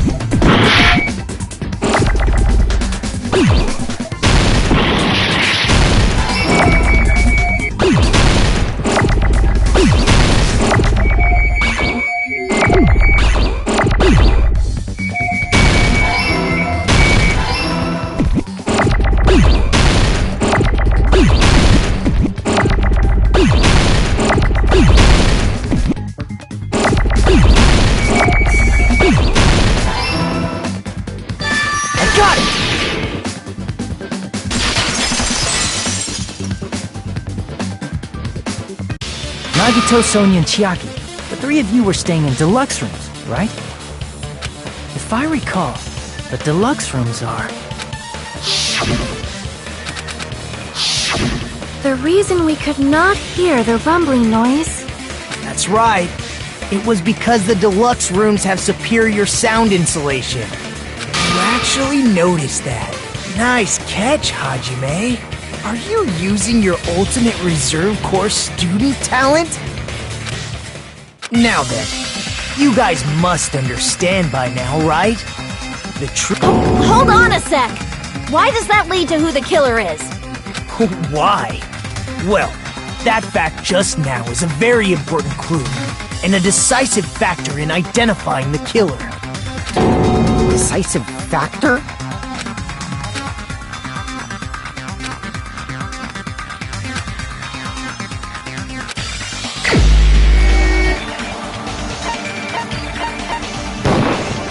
You're the only one! Gundam, there's something I want to ask you. When the alarm rang at the Strawberry House Lounge, you rushed over there too, right? What's wrong with that? If the bell of catastrophe rings throughout the night, it is the universe's providence to stop it. Why were you able to hear it? Hear what? I mean, you were also staying in a deluxe room, right? Nagito was staying in a deluxe room in the same house on the same floor, and he couldn't even hear it. So why were you able to hear that alarm? Now that you mention it... Gundam? There's only one possibility. You weren't in your room at the time. That's why, even though you were staying in a deluxe room, you still went to the lounge. Am I... Gundam, you have some sort of explanation, right? Gundam probably couldn't return to his room because of Fuyuhiko. Me? After you saw Nekomaru heading to the tower, you stayed at the lounge for a while. Am I correct? Until the moment that alarm started ringing, right? If you were in the lounge for that long, the killer who had left earlier obviously wouldn't be able to go back. Even though Mekamaru's murder was a death trap that utilized the alarm in his chest, the killer still needed to prepare the murder in advance. Like putting Nekomaru in sleep mode and tying him up with the wire. In order to do that, the killer needed to be waiting for Nekomaru at the tower. Which means when Fuyuhiko witnessed Nekomaru, the killer was already at the tower. And once they tried to go back, They couldn't because Fuyuhiko was at the lounge. In their original plan, the killer should have returned to their room before the alarm in the lounge went off.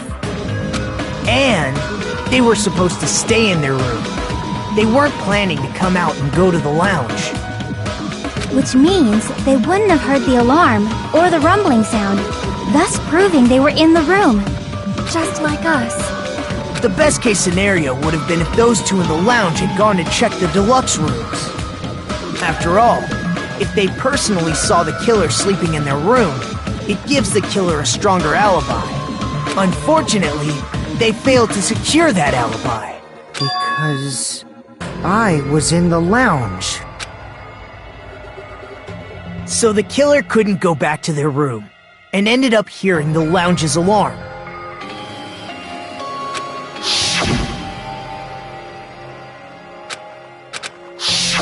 But why'd you come out? You should have hid till the excitement died down. If Gundam tried to hide, and if those two went to his room to check on him, he would have been found out. That would have been the worst possible outcome. That's why he couldn't just stay hidden. If those two had just checked the deluxe rooms as planned, that would have been ideal, but how ironic. The moment Fuyuhiko set foot in the lounge, your plan was doomed. Gundam? Please, can you at least say something? Answer me this, including myself in my 4 dark devas of destruction. How many ears do we possess? Huh? The answer is 10. That's right, I possess 10 ears. That means I have 5 times the hearing of a normal human. The soundproof system here may as well not exist. Is that your argument? You bastard! Do you understand the situation you're in right now? Do not panic. The truth shall now commence. At the time, I left my room to go to the bathroom. By coincidence, I heard the alarm. That's right. That's all it was. The world is always so simple. Are you saying it was just a coincidence? Isn't that timing a little too perfect? And yet, I'm being suspected by all of you. It seems it was actually horrible timing on my part. I see. You're still holding out. Well, you don't have to admit it. We're going to decide who the killer is with the majority vote anyway. So, why don't we just go ahead and start voting? Hold on a sec. You know, Hajime, this class trial, this killing, it's merely the opening act, you know. Hey! What do you mean the class trial is just the opening act? Perhaps I should say, it's just a farce. Just a boring farce. So boring, so stressful. I'm so painfully bored that I might develop stomach ulcers. Seriously! Let's just hurry up and finish this before I collapse from poor health. Nagito, something definitely happened to you. At some point during the investigation, your behavior became even weirder. What actually happened? Did you discover something? Well, let's just leave that fun for later. And finish this opening act already. Ah! You said opening act again! Please hold on! We have yet to hear Gundam's rebuttal! But he's completely shut up. Perhaps he can't argue anymore. Gundam! I was simply at a loss for words after being dumbfounded by your pathetic assumption. In fact, I shall deny the very basis. Your assumption has been wrong since the beginning. Since the beginning? Based on your assumption, I hung Nekomaru from the 4th floor of the tower and made the floor descend to the 1st floor. From there, after returning to Strawberry House, I was present when the alarm at the lounge went off, correct? Although going to and fro is busy enough as it is, how would I be able to I see. The contact elevator was broken. As I recall, the killer tampered with the Grape House control panel, which shut down the elevator. Plus, the stopped elevator should have been facing the grape house side. If so, the human who used the elevator would have left it at Grape House. For these reasons, it's an indisputable fact that the killer destroyed the elevator at Grape House. And what's wrong with that? If the elevator was broken at Grape House, you wouldn't be able to return to Strawberry House. However, I was already at Strawberry House. I was present when the alarm in the lounge started ringing. Which means your assumption is clearly wrong. Are you serious? And here I thought it's already been decided. Have you learned your lesson, pitiful humans? You cannot overcome this contradiction.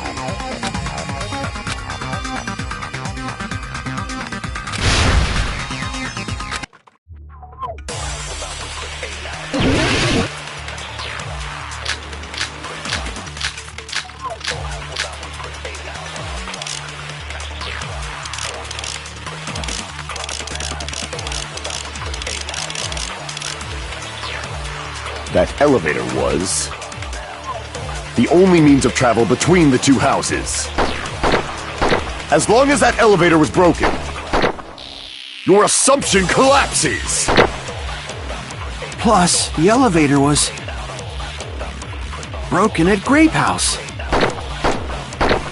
If the killer cannot return to Strawberry House, Since I was at Strawberry House at that time, there's no question that the following crime is impossible. It would have been different if they had an accomplice.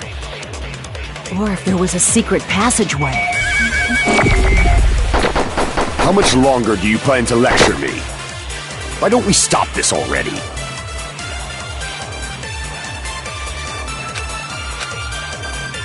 That elevator was the only means of travel between the two houses. No, that's wrong!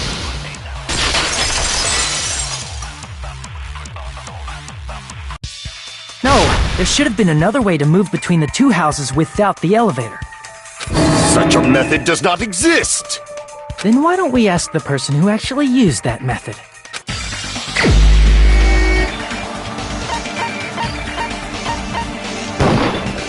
You're the only one! Nagito, you should know. What are you talking about? Don't play dumb. You appeared so suddenly that one time because you used that method. There's a secret passage connecting the first floor of Strawberry House to the third floor of Grape House. Isn't that right? Jeez. Once again, I let the reserve course show up. But you're right. There's a door on the floor of the Octagon, which is on the first floor of Strawberry House. After I opened the door and went down... Surprise, surprise! I ended up in the Monokuma Archive, which is on the third floor of Grape House. Meaning, the third floor and the fourth floor are actually connected. Plus, once you've cleared the final dead room once, you can pass through it as many times as you want. If they used that secret passage, they could have gone between the two houses as much as they wanted. Infinity Unlimited Flame! However, what if the killer was unaware of the existence of the final dead room? There's no way they didn't know. That is merely an illusion you have fabricated from your own suspicion. If you value your life, you should stop with your scrutiny. There's no way I can stop. Did you say? Don't make me angry! You wouldn't like me when I'm angry!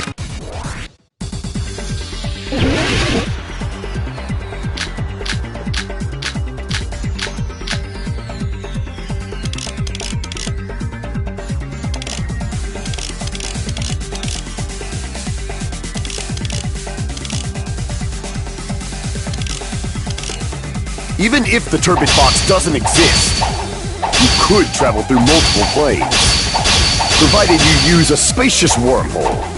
However, how frail I say! Your decayed illusion. Shall I feed you to the progeny of vile deities? I already proved a secret passage exists. The secret passage was at the Octagon. Know the limits of your own reasoning! You say the killer went to the Octagon? Don't bark, you cur! If you don't, at least pray to the key which dwells in the light!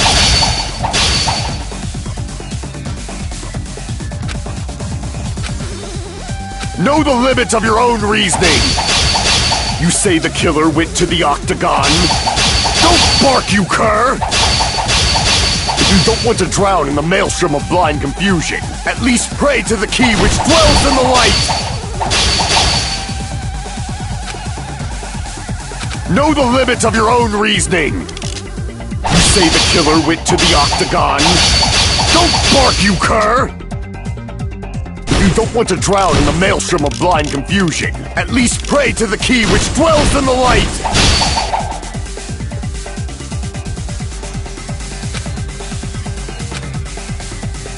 Know the limits of your own reasoning! You say the killer went to the Octagon? Don't bark, you cur! If you don't want to drown in the maelstrom... Allow me to cut through those words!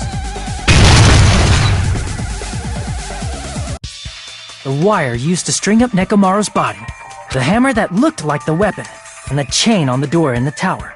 Those are all the items that weren't in Funhouse. Where did the killer obtain them? The only place I can think of is the Octagon. There were various weapons and tools there. I'm pretty sure I saw stuff like wires, hammers, and chains too. Since those items were used in the crime, there's no doubt that the killer went to the Octagon. If that's the case, they obviously know about the secret passage too, right? It seems this is the end. Normally we'd end up listening to Hajime lecture us with a very long summary of the case.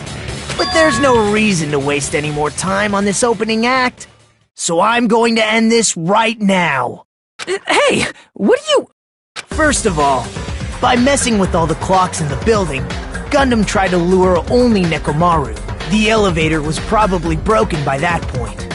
Thanks to that, Nekomaru wasn't able to go to Grape Tower, which was supposed to be the meetup point. So he tried going over to Strawberry Tower, just like we did when we found out the elevator was broken. Well, it's obvious he'd attempt that. At that time, we didn't know the two towers were the exact same place. Also, the button in Strawberry Hall wasn't broken, so he was easily able to enter Strawberry Tower. But surprise! Gundam was waiting for Nekomaru's arrival. Hold on. If Nekomaru didn't go to Strawberry Tower, what would the killer have done then? Their plan was a balancing act of uncertainties, but even if they failed, they probably wouldn't have minded. They can just greet everyone the next morning as if nothing happened, and come up with a different plan. And, without such a risky plan, they wouldn't have been able to lure him at all. I'm going to continue summarizing the case, okay? Through this, Gundam successfully lured Nekomaru to Strawberry Tower. There's no way he could fight head-on with the robotic Nekomaru, so by pressing the goodnight button, he rendered Nekomaru powerless without fighting him. Hold on! What did you just say? That I didn't battle? What's wrong with that? Don't mess with me! Don't mess with me! I cannot ignore those words! Why are you angry all of a sudden? You fools do not understand! You don't understand at all! Ha! You make me laugh! After all this time, you still don't understand anything at all! I don't understand anything. What does that mean? It appears I cannot finish just yet. Maybe I'm just a human destined for hell. However, I cannot finish just yet. I cannot finish! What do you intend to do? It's obvious! I'm going to destroy your illusory assumptions! Are you saying you still have more? You still have room to argue? your words. You said I pressed Nekomaru's goodnight button. However, that button was on the back of Nekomaru's neck. To press it, I'd have to get behind him. It's not easy to get the drop on Coach Nekomaru. It's even more difficult if it's a one-on-one situation. Just as I thought, truly frail. Succumbing so easily to this simple argument, it was just a mere illusion. If you want to set me up as the killer, at least surpass your own human limitations. That's wrong, Gundam. You're the one who's wrong. Such a wonderful line. However, I cannot say that I'm satisfied. Listen well. I shall teach you 2 tips for making someone admit their defeat. First, you must crush them with your own overwhelming power. And as for the other, you must provide a reason that will persuade that human. You have not fulfilled either of those yet.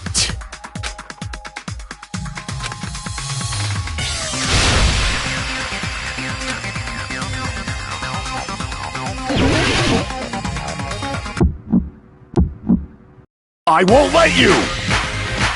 For the Tanaka Empire! Wither! Crushed as David prophesied! I won't let you! For the Tanaka Empire! Wither! Crushed as David prophesied! Show me the cadaver! I won't let you! For the Tanaka... Crushed as David prophesied! I won't let you! It's Nekomaru's back. Do you really think I can get behind him so easily? This is the end!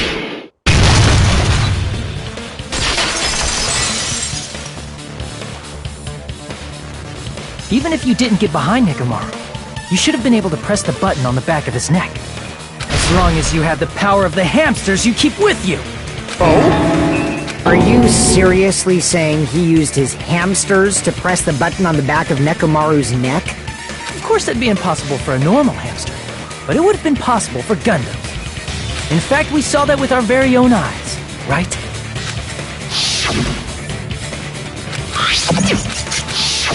Now that you mention it, after Ibuki was killed in the music venue, one of Gundam's hamsters retrieved the piece of wallpaper from the baton lighting, right?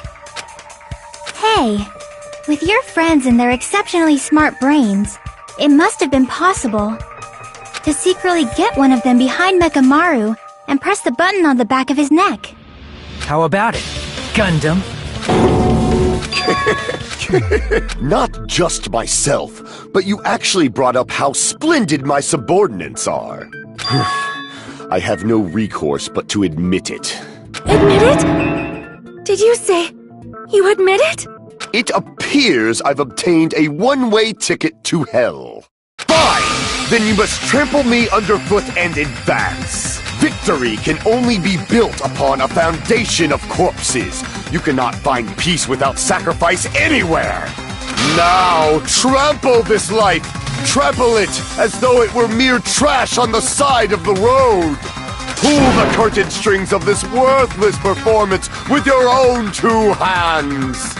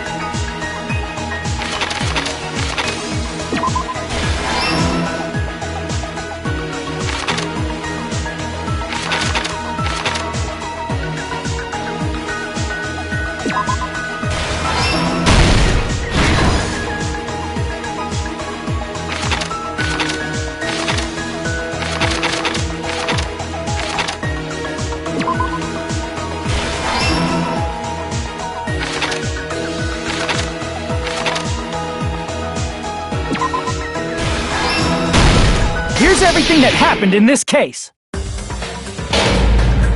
Let's first go over the many tricks the killer prepared before they committed the crime.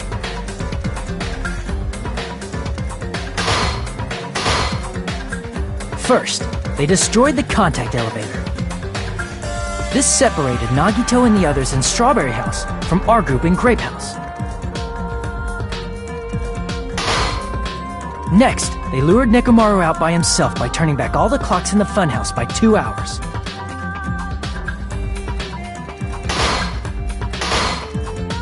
Additionally, in order to secure an alibi, the killer went to the Strawberry House lounge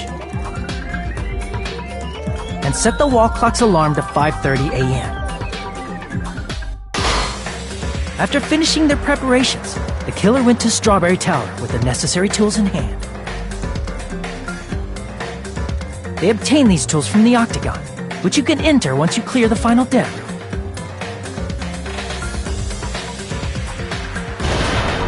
This means the killer discovered the secret of the funhouse faster than anybody else.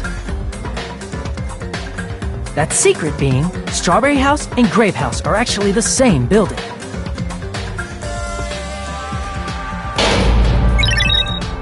On the morning of the incident, Nekomaru woke up and headed over to Grape Tower for a specific reason.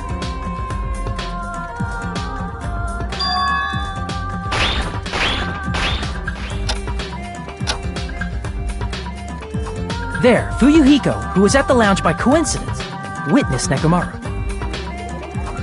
According to Fuyuhiko's testimony, that was around 5 a.m., but by that point, the killer had already messed with our perception of time. In actuality, Fuyuhiko witnessed Nekomaru at 7 a.m. That's also the same time Monokuma Taichi begins. Nekomaru went to Grape Tower to participate in that.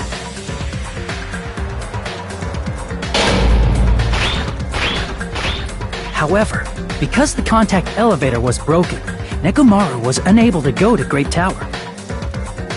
So he decided to try going to Strawberry Tower.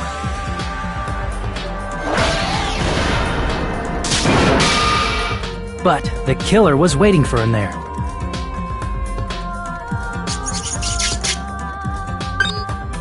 With the power of hamsters, they were able to press the good night button on the back of Nekomaru's neck.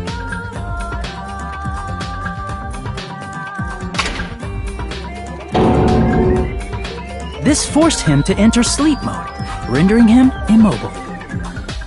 From there, the killer began preparing to use the ultimate weapon.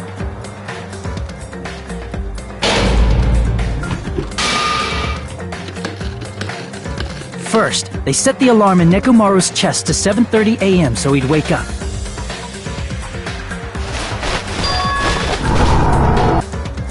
Then they tied him up with a metal wire, tied the tip of the wire into a loop, and hung it on the doorknob.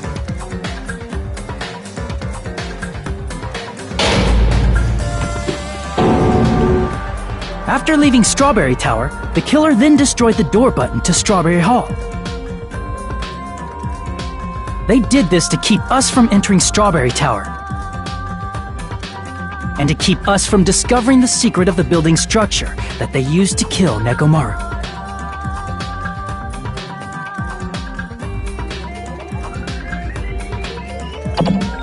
Then, they used the secret octagon passageway to travel to Grape House.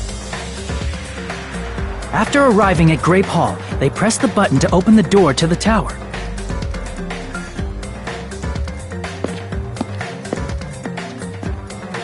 When that happened, the elevator-like floor of the tower began descending. And Nekomaru's body was still inside, dangling upside down in midair from the wire. The killer entered Grape Tower to see if their setup was successful, and placed a hammer on the floor to look like the weapon, then wrapped a chain around the back door. This was done to make us falsely believe we couldn't enter the tower from Strawberry Hall.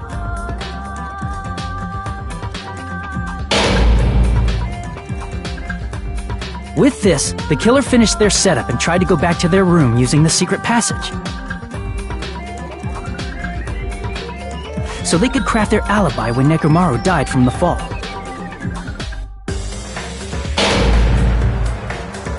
But something unexpected happened. Fuyuhiko, who saw Nekomaru earlier, was still at the lounge. As a result, the killer couldn't return to their room, and with no options available, time ran out.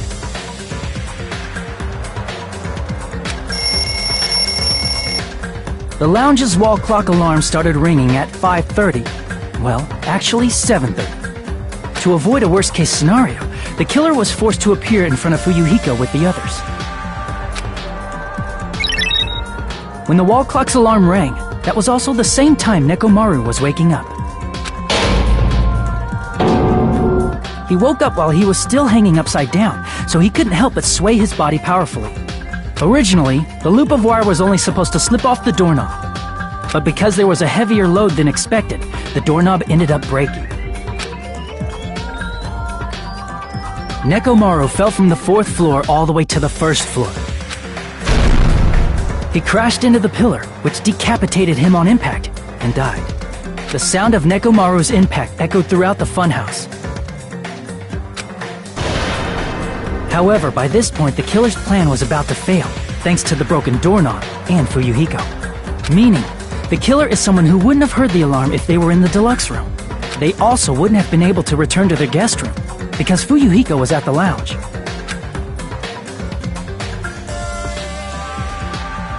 That someone is Gundam Tanaka. I can't think of anyone else but you.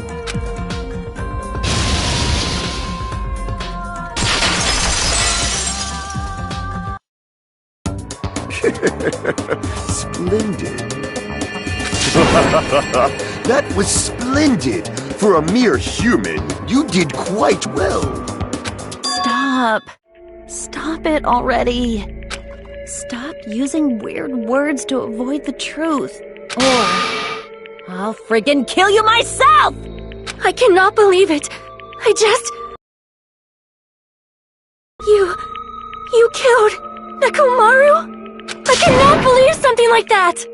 You don't wish to forgive me? Do you feel regret? Then finish it! Cast your impure votes for Gundam Tanaka! My beloved, deadly foes, let the voting time begin!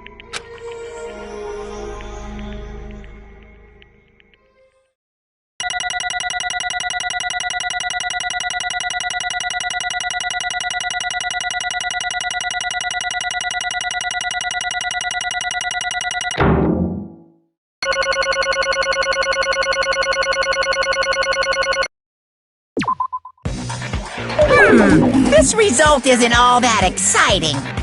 Now then, please pull the lever in front of you and cast your vote. Who will be chosen as the blackened? Will you make the right choice or the dreadfully wrong one? Please pull the lever! Crap! I bit my tongue at the most important part!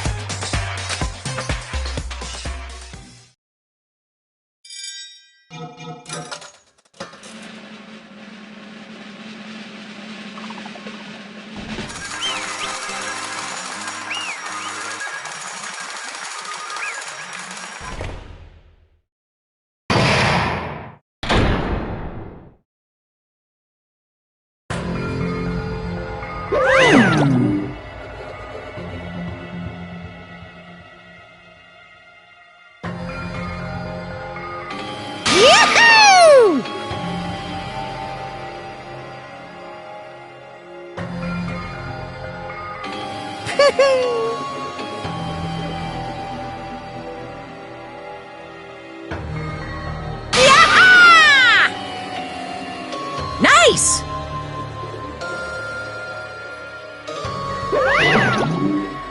Now then.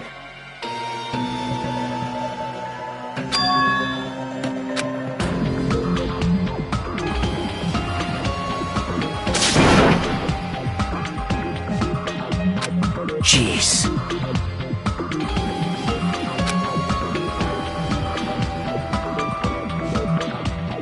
Fall, my tears.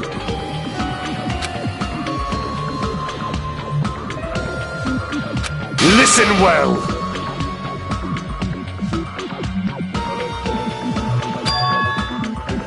How pitiful.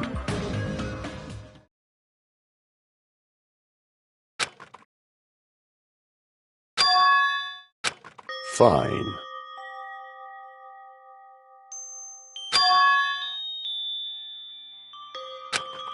Damn it! This, too, must be the will of causality.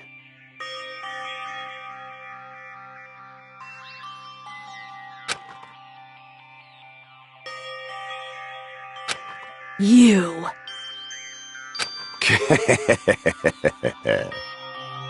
Let's make history.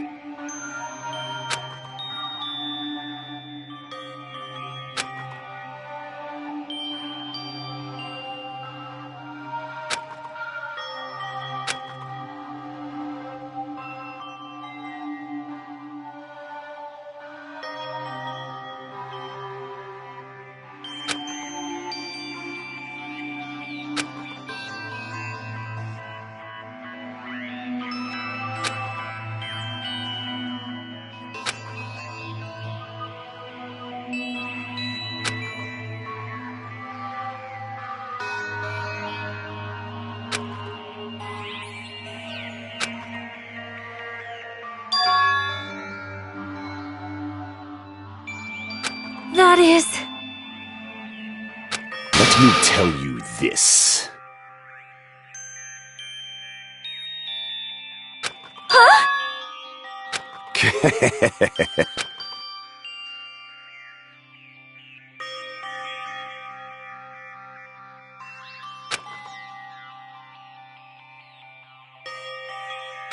I can see it!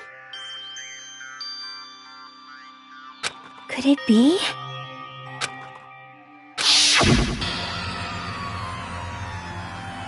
Sensing even my subtle killing intent, as expected of you, Nekomaru. The scorching, stinging, tense atmosphere. I've been a team manager for so long, I'd nearly forgotten this. This is great!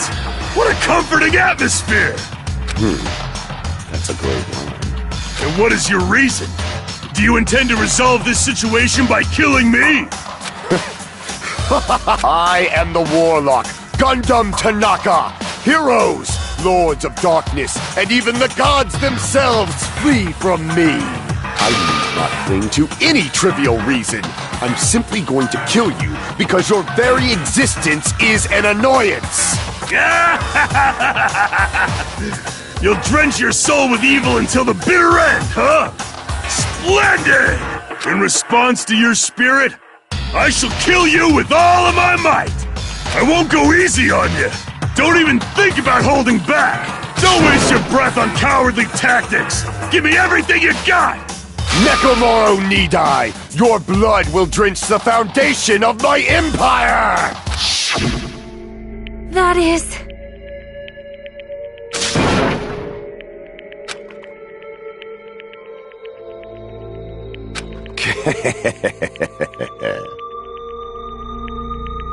Let me tell you this.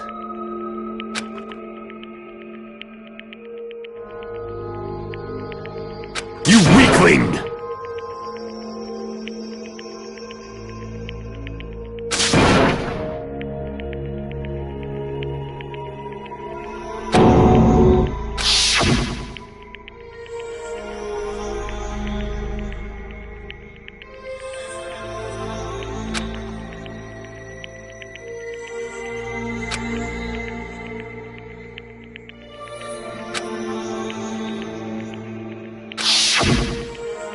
Fall, my tears.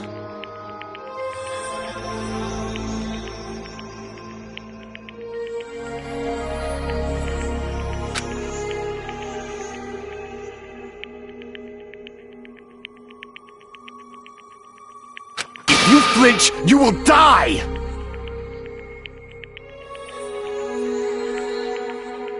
Let me ask.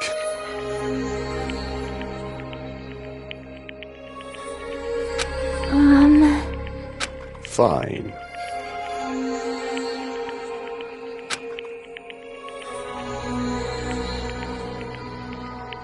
Listen well!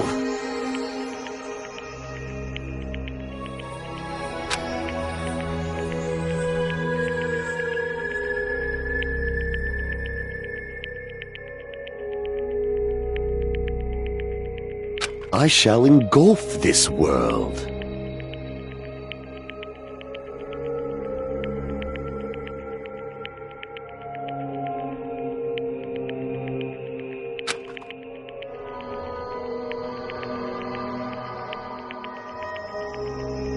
I renounce you! You. But Damn it. Fine.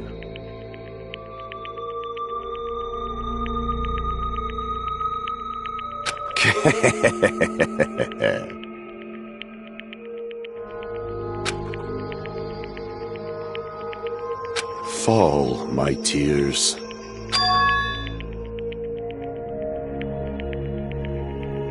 Oh. You...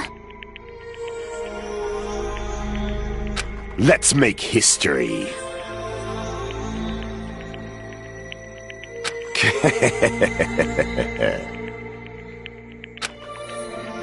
Well?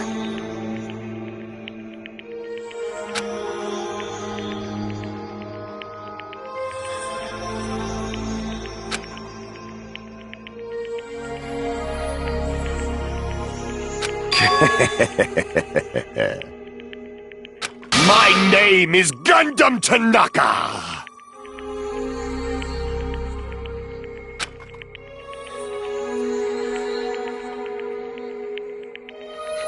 Fade like dust in the wind.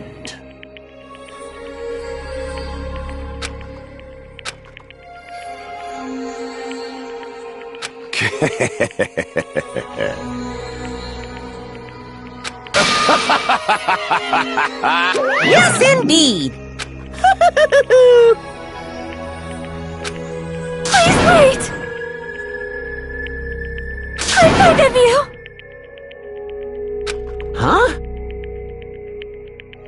I beg of you! How pitiful.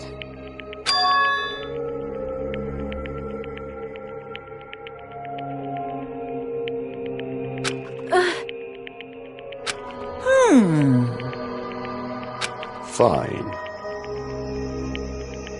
What is it, my four dark devas of destruction?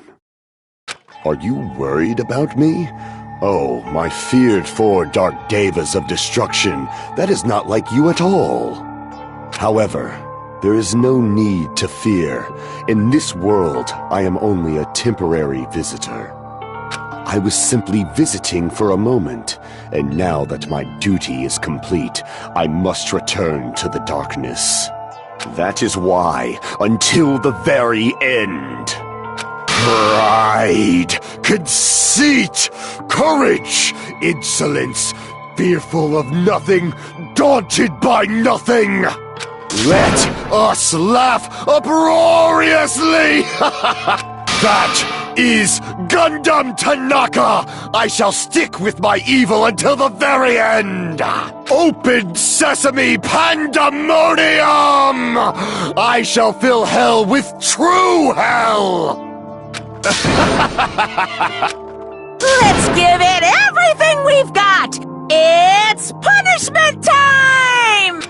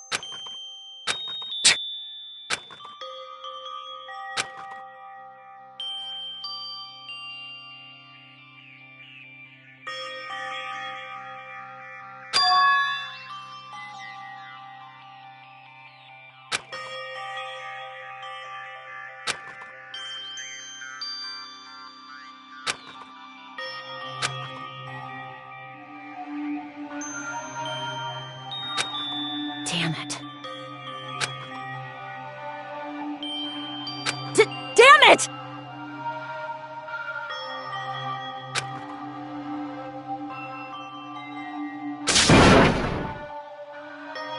The worst. Oh.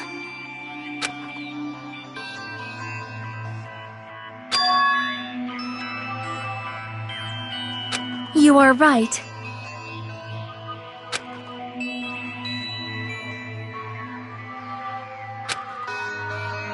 You are right.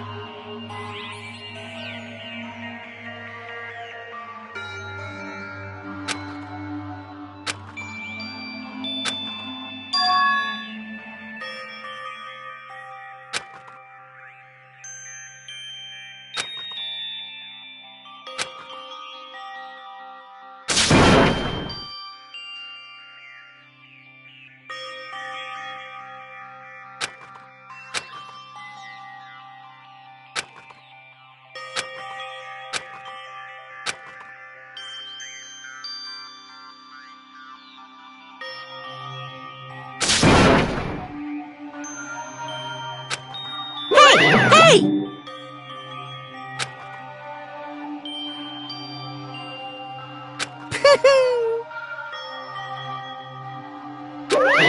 Wait!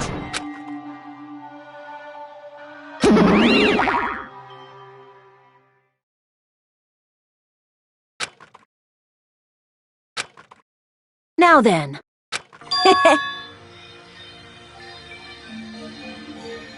Hey! It's not like that.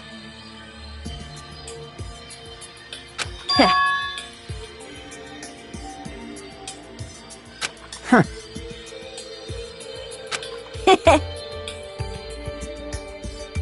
Hey. Right?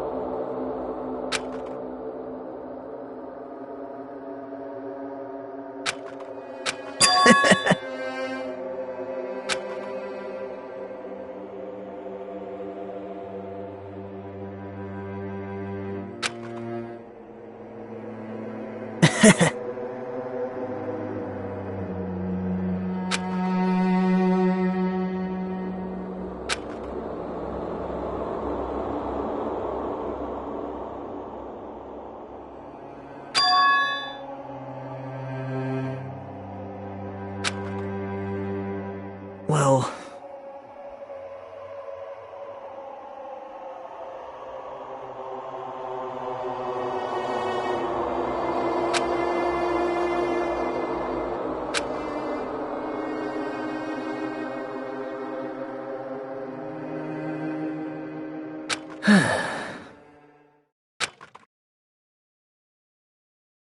Damn it!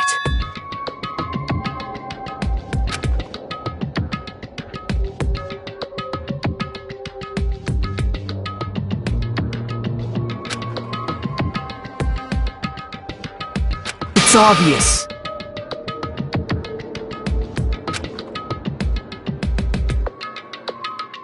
Monokuma appears! Now then. What's this?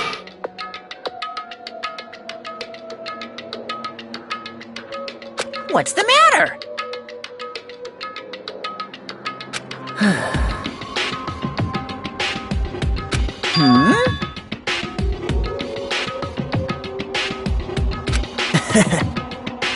Well.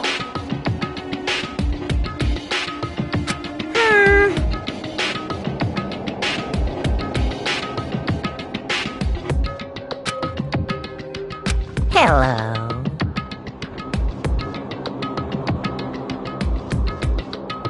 Hey.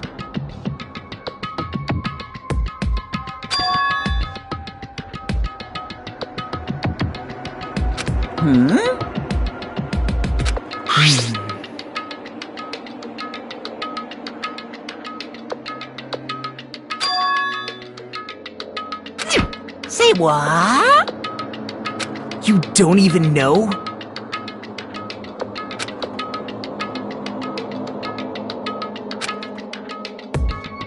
Isn't that right? Of course! But...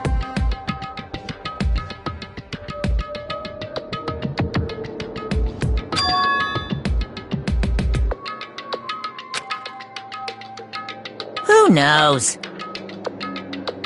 Hey.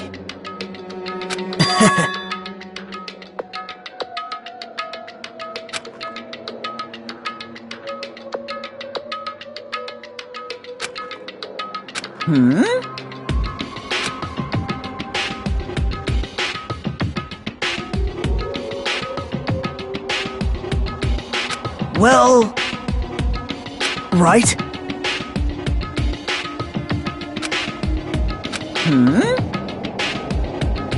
You're getting all riled up!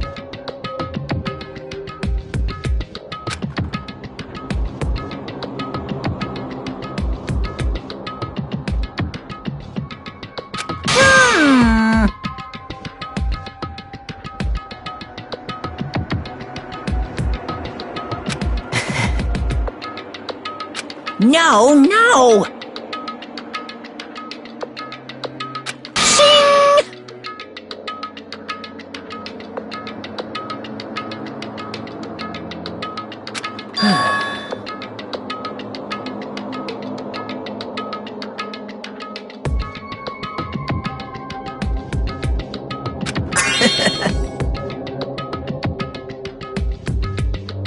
Huh? Hey.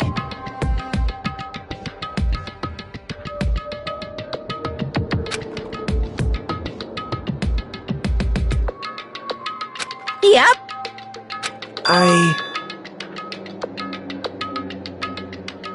Right?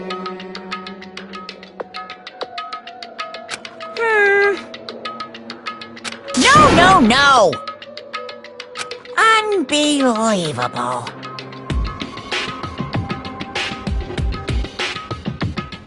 Well...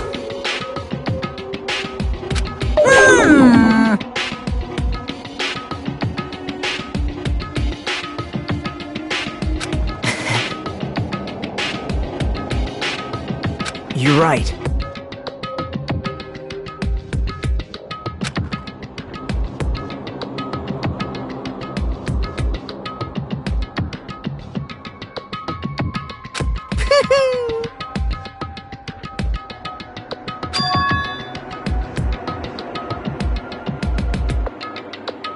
Huh?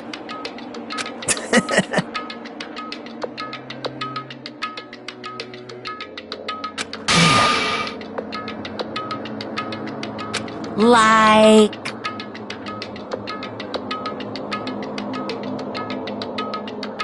Well... Say what? You don't know?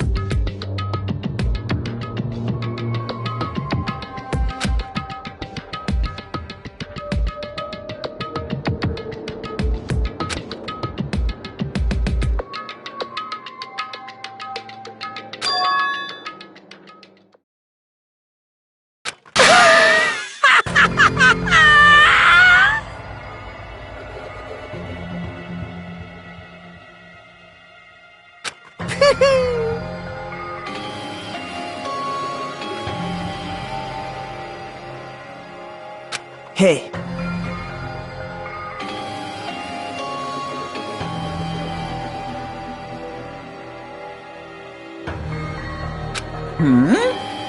See?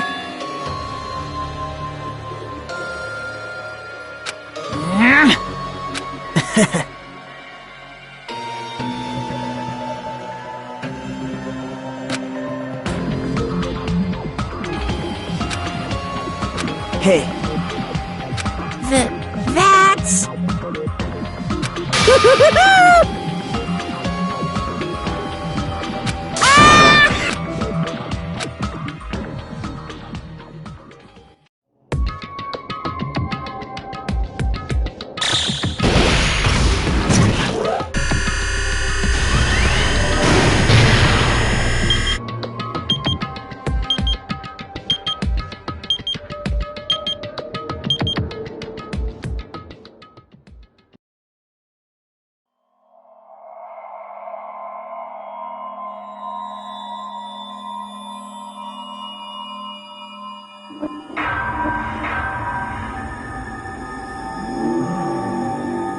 Dangaropa.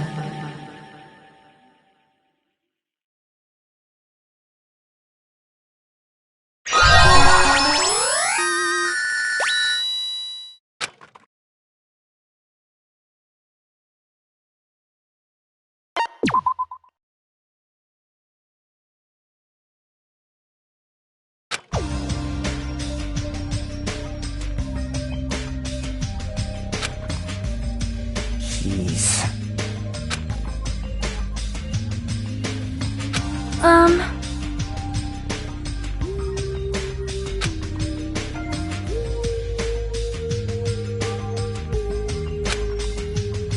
Stupid fool! Oh my! Hey! Huh? What's up? I'll pick you up!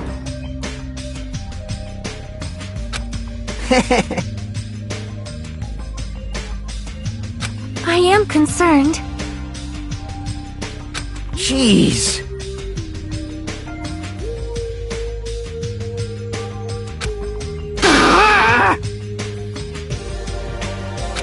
Huh? All right! My! I'm no doll!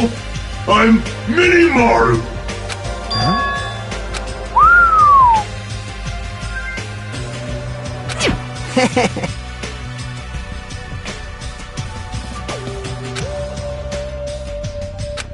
Are you serious? Thanks.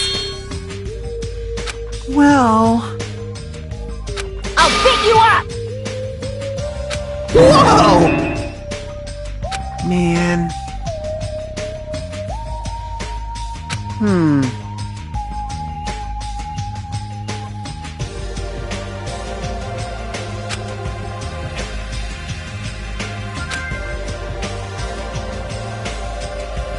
Engines revving!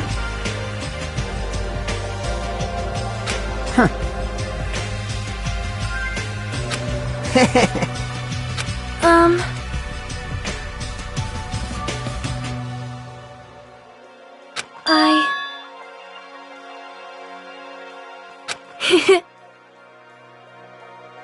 Miss Sonia? Oh my! Are you kidding me? Jeez. I am Mini Maru! That's right! You serious? Of course.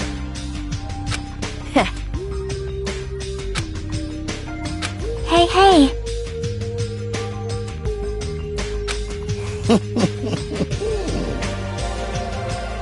Well.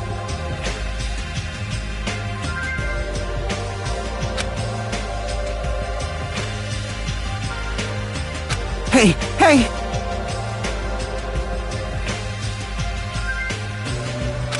But still...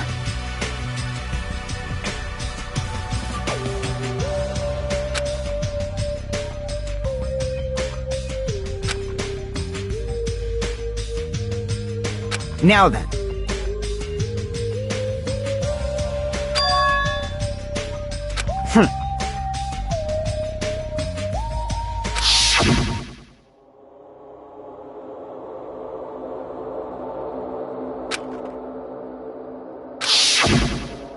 Hey, bastard!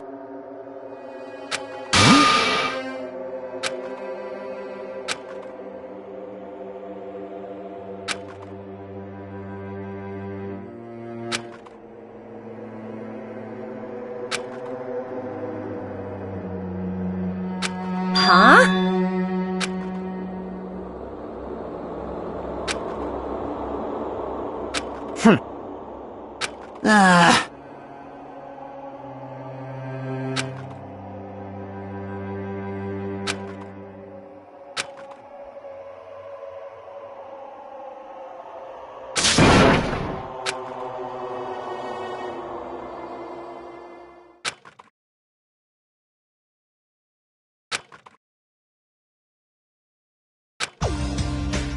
Right?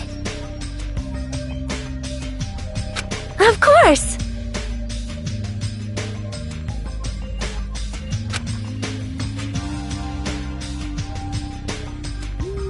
Listen!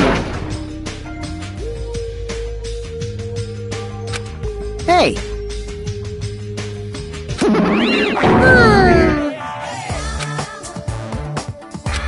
I am sorry!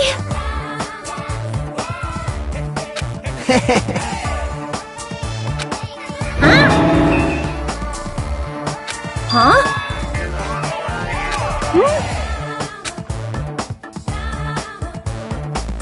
You! What? Hey, hey!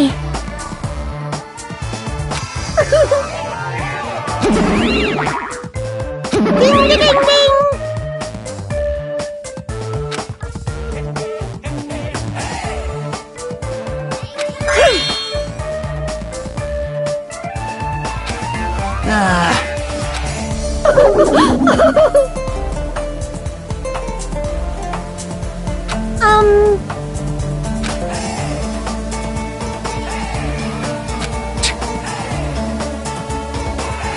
Don't misunderstand.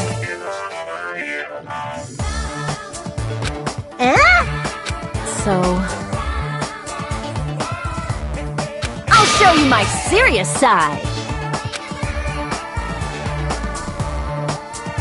Hey! What are you saying? Hey! What? Settle down! All right! Damn right!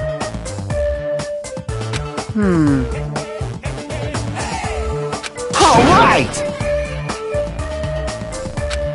Starting to get pumped up.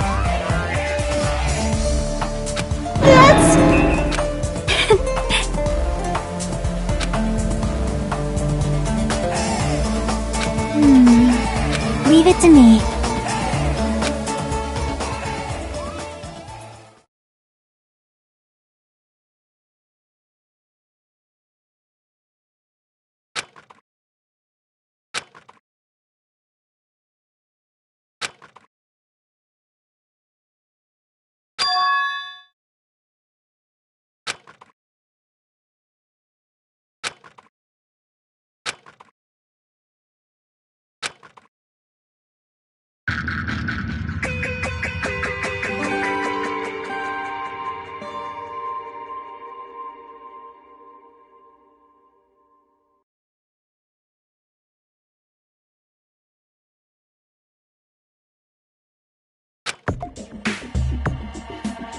So this is the last island.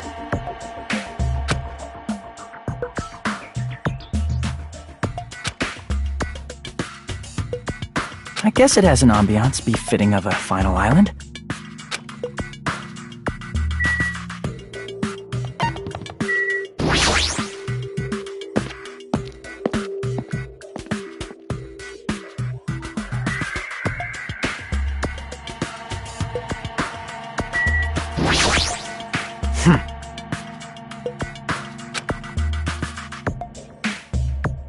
Anyway...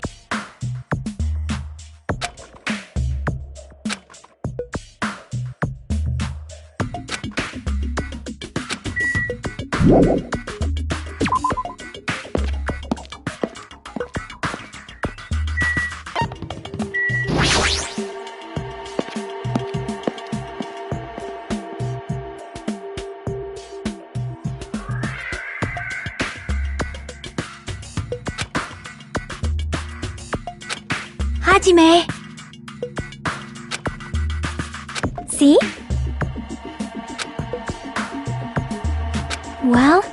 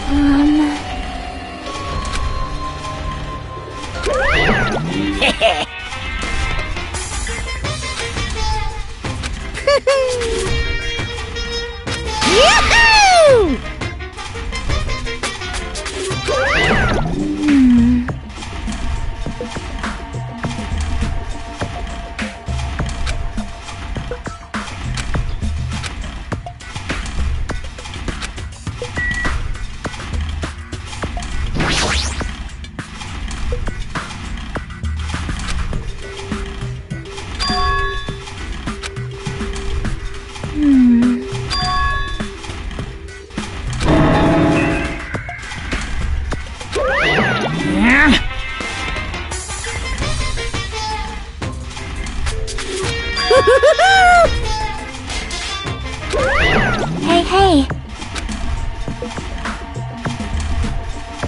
But still...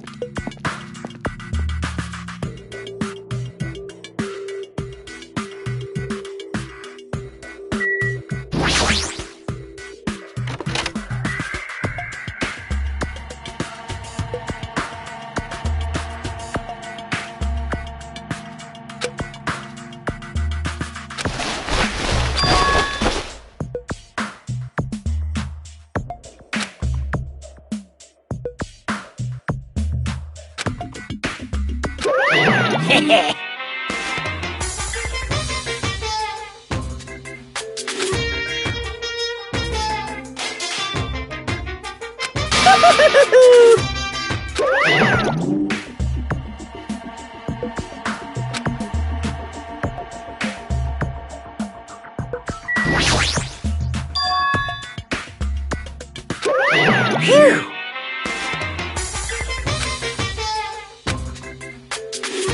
You're so stupid!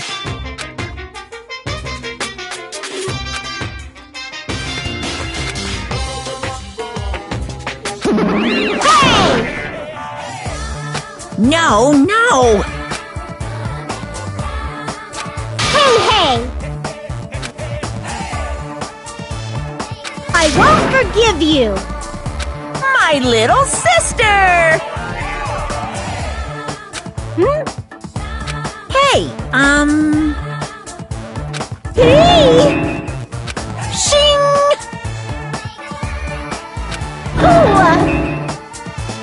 In other words...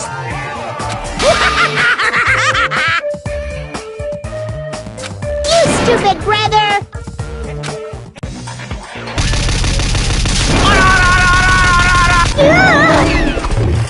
What a hopeless way of snapping back!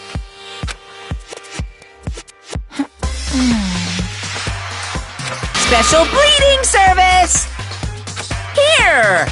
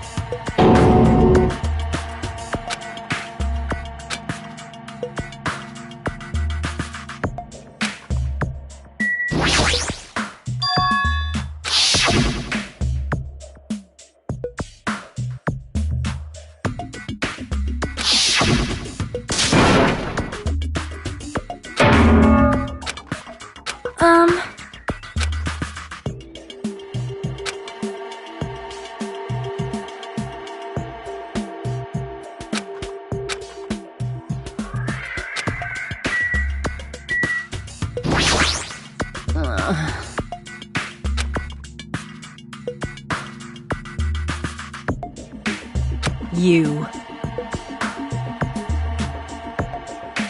Obviously.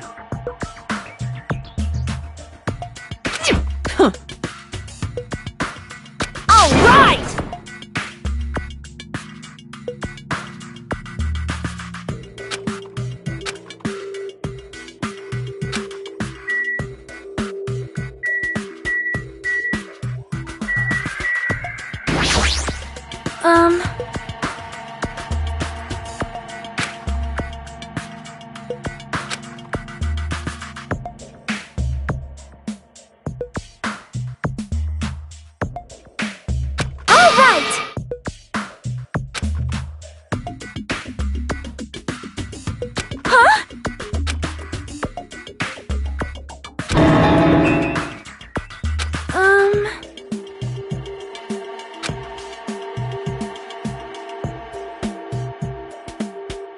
However, I am concerned. Please wait.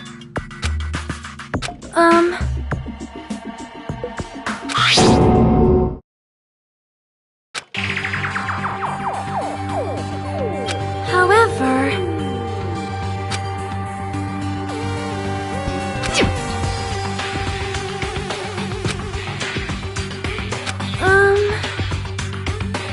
well?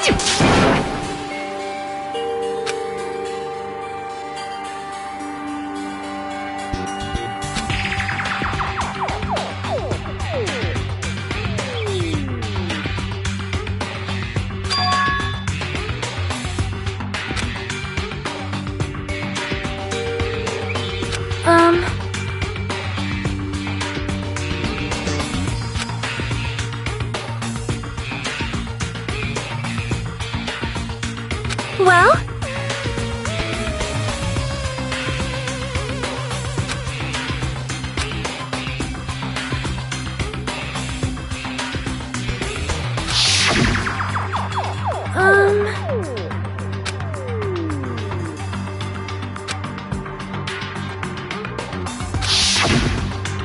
However,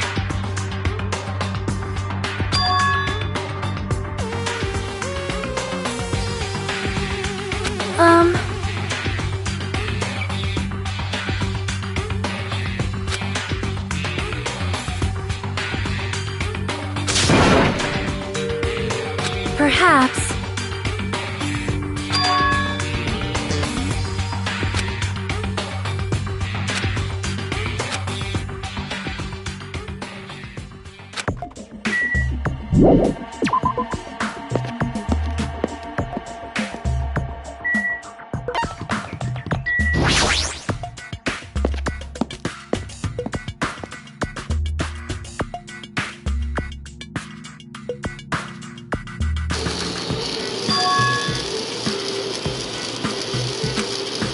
Huh?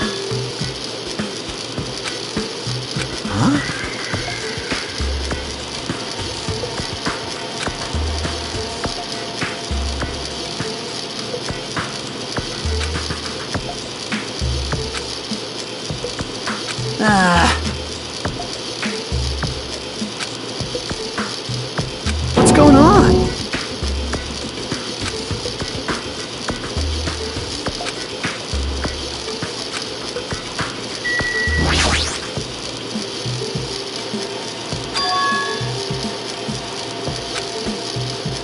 Hey, hey!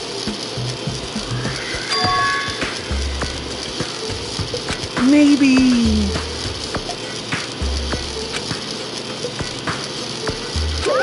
Fine, fine. Hey, hey! Bye-bye! There's something wrong with you.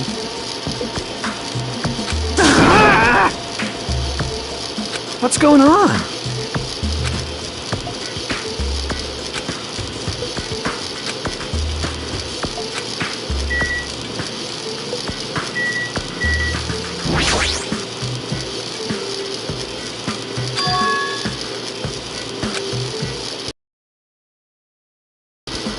You serious?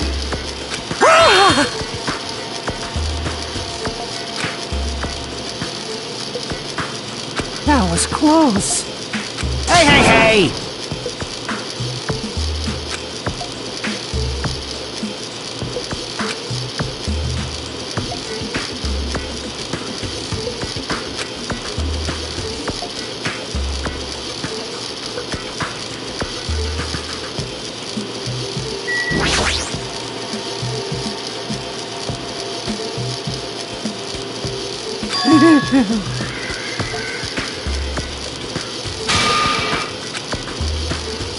Huh?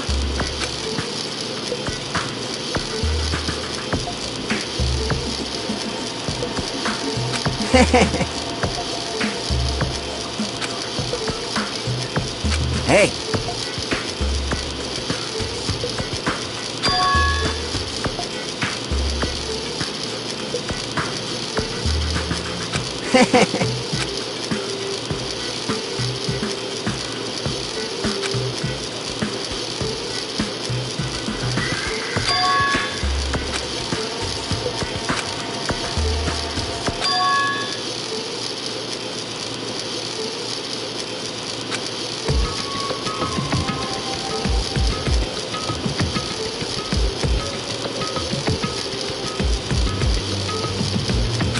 Yeah.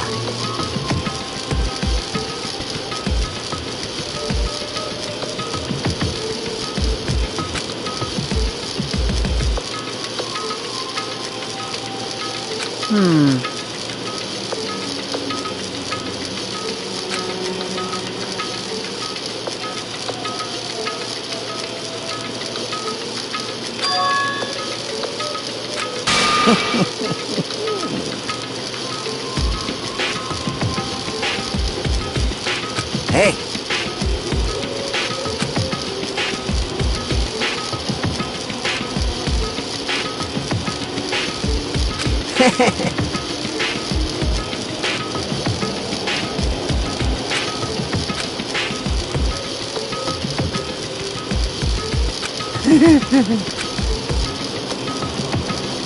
Of course not!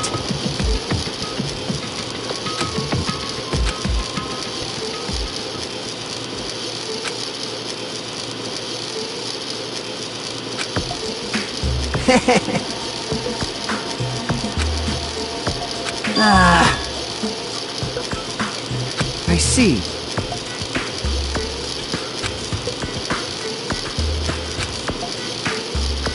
That's right!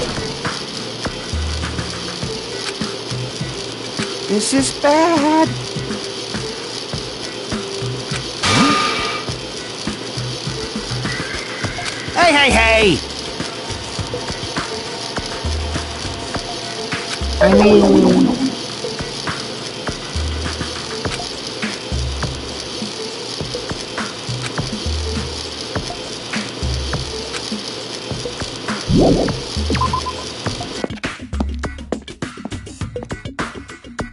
Yo. Well. Damn right. Huh. Later.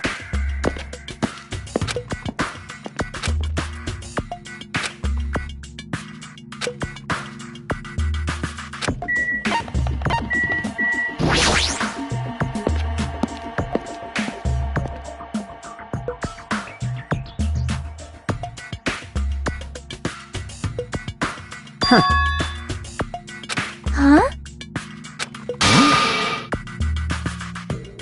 Like...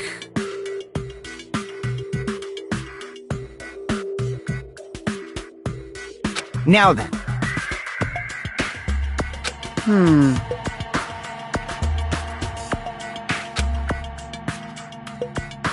However,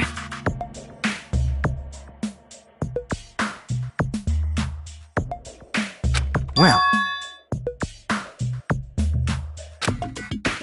Huh?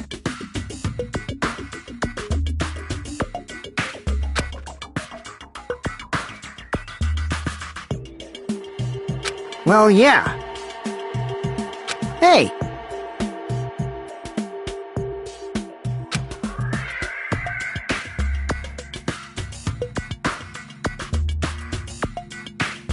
Huh?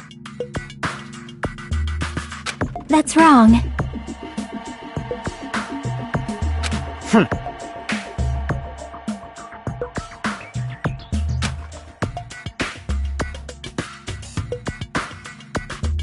please wait.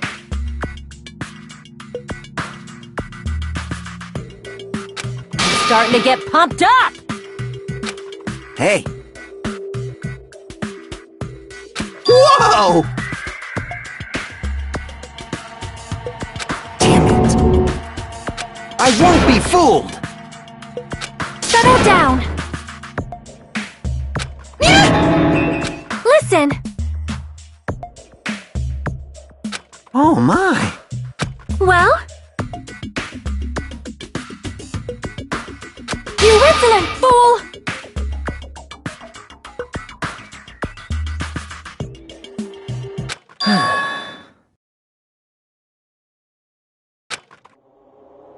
Man.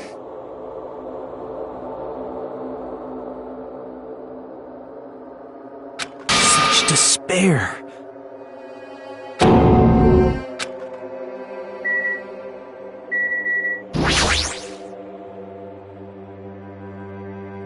Jeez.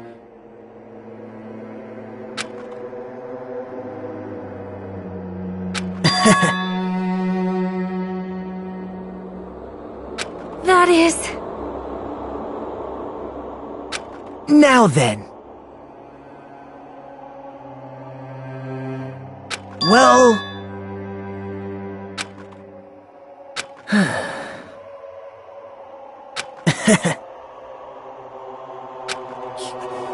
You...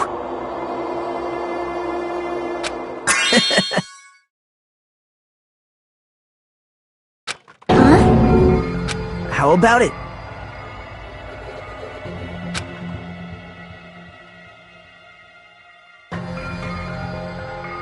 What?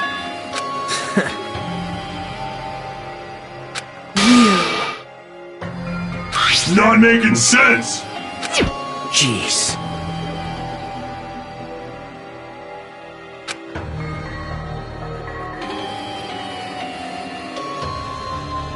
Right? That is an order! That's right! Well?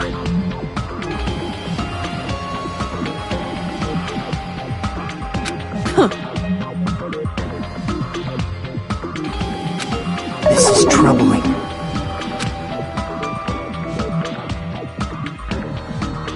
Well...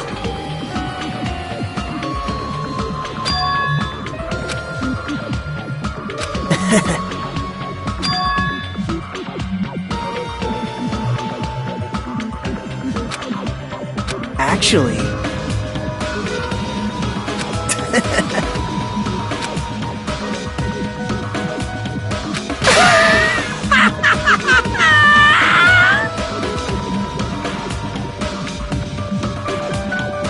What? Please wait!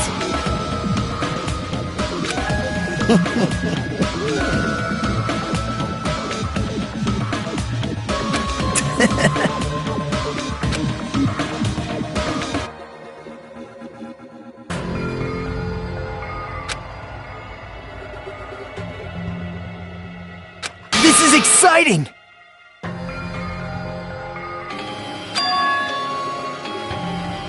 You... Now then.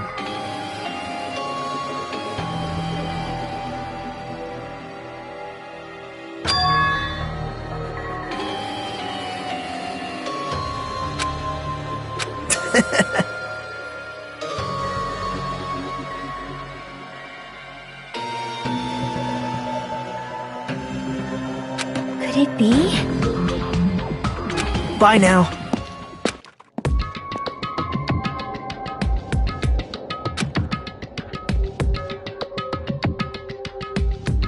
Hey!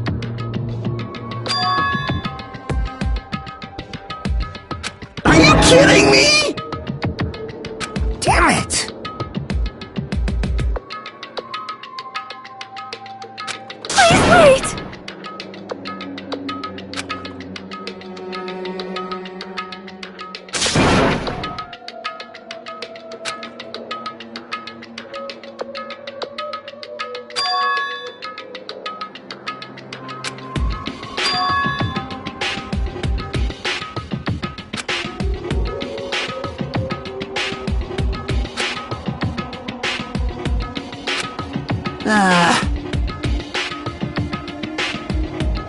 That's right! Oh. I'll show you my serious side. I'm here too! Huh?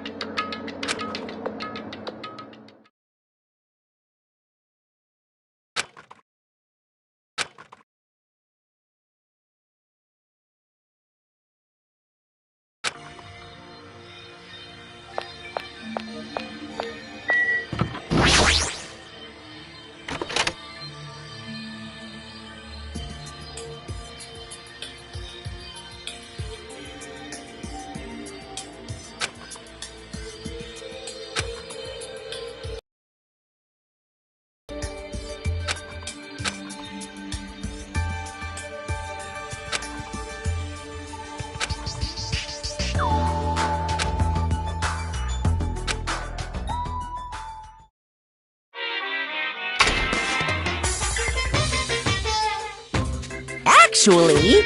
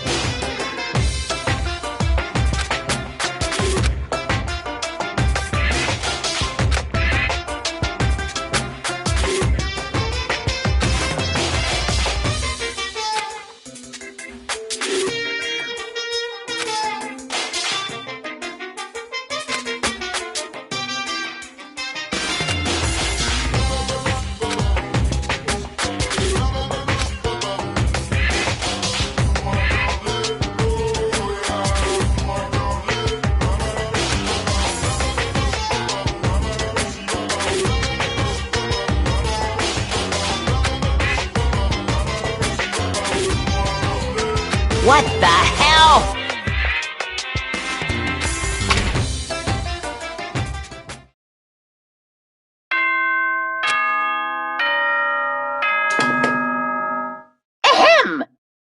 Speak Academy School Trip Executive Committee has an announcement to make. Good morning, everyone! Looks like today is gonna be another perfect tropical day! Now then, let's show some enthusiasm and make sure to give it our all today!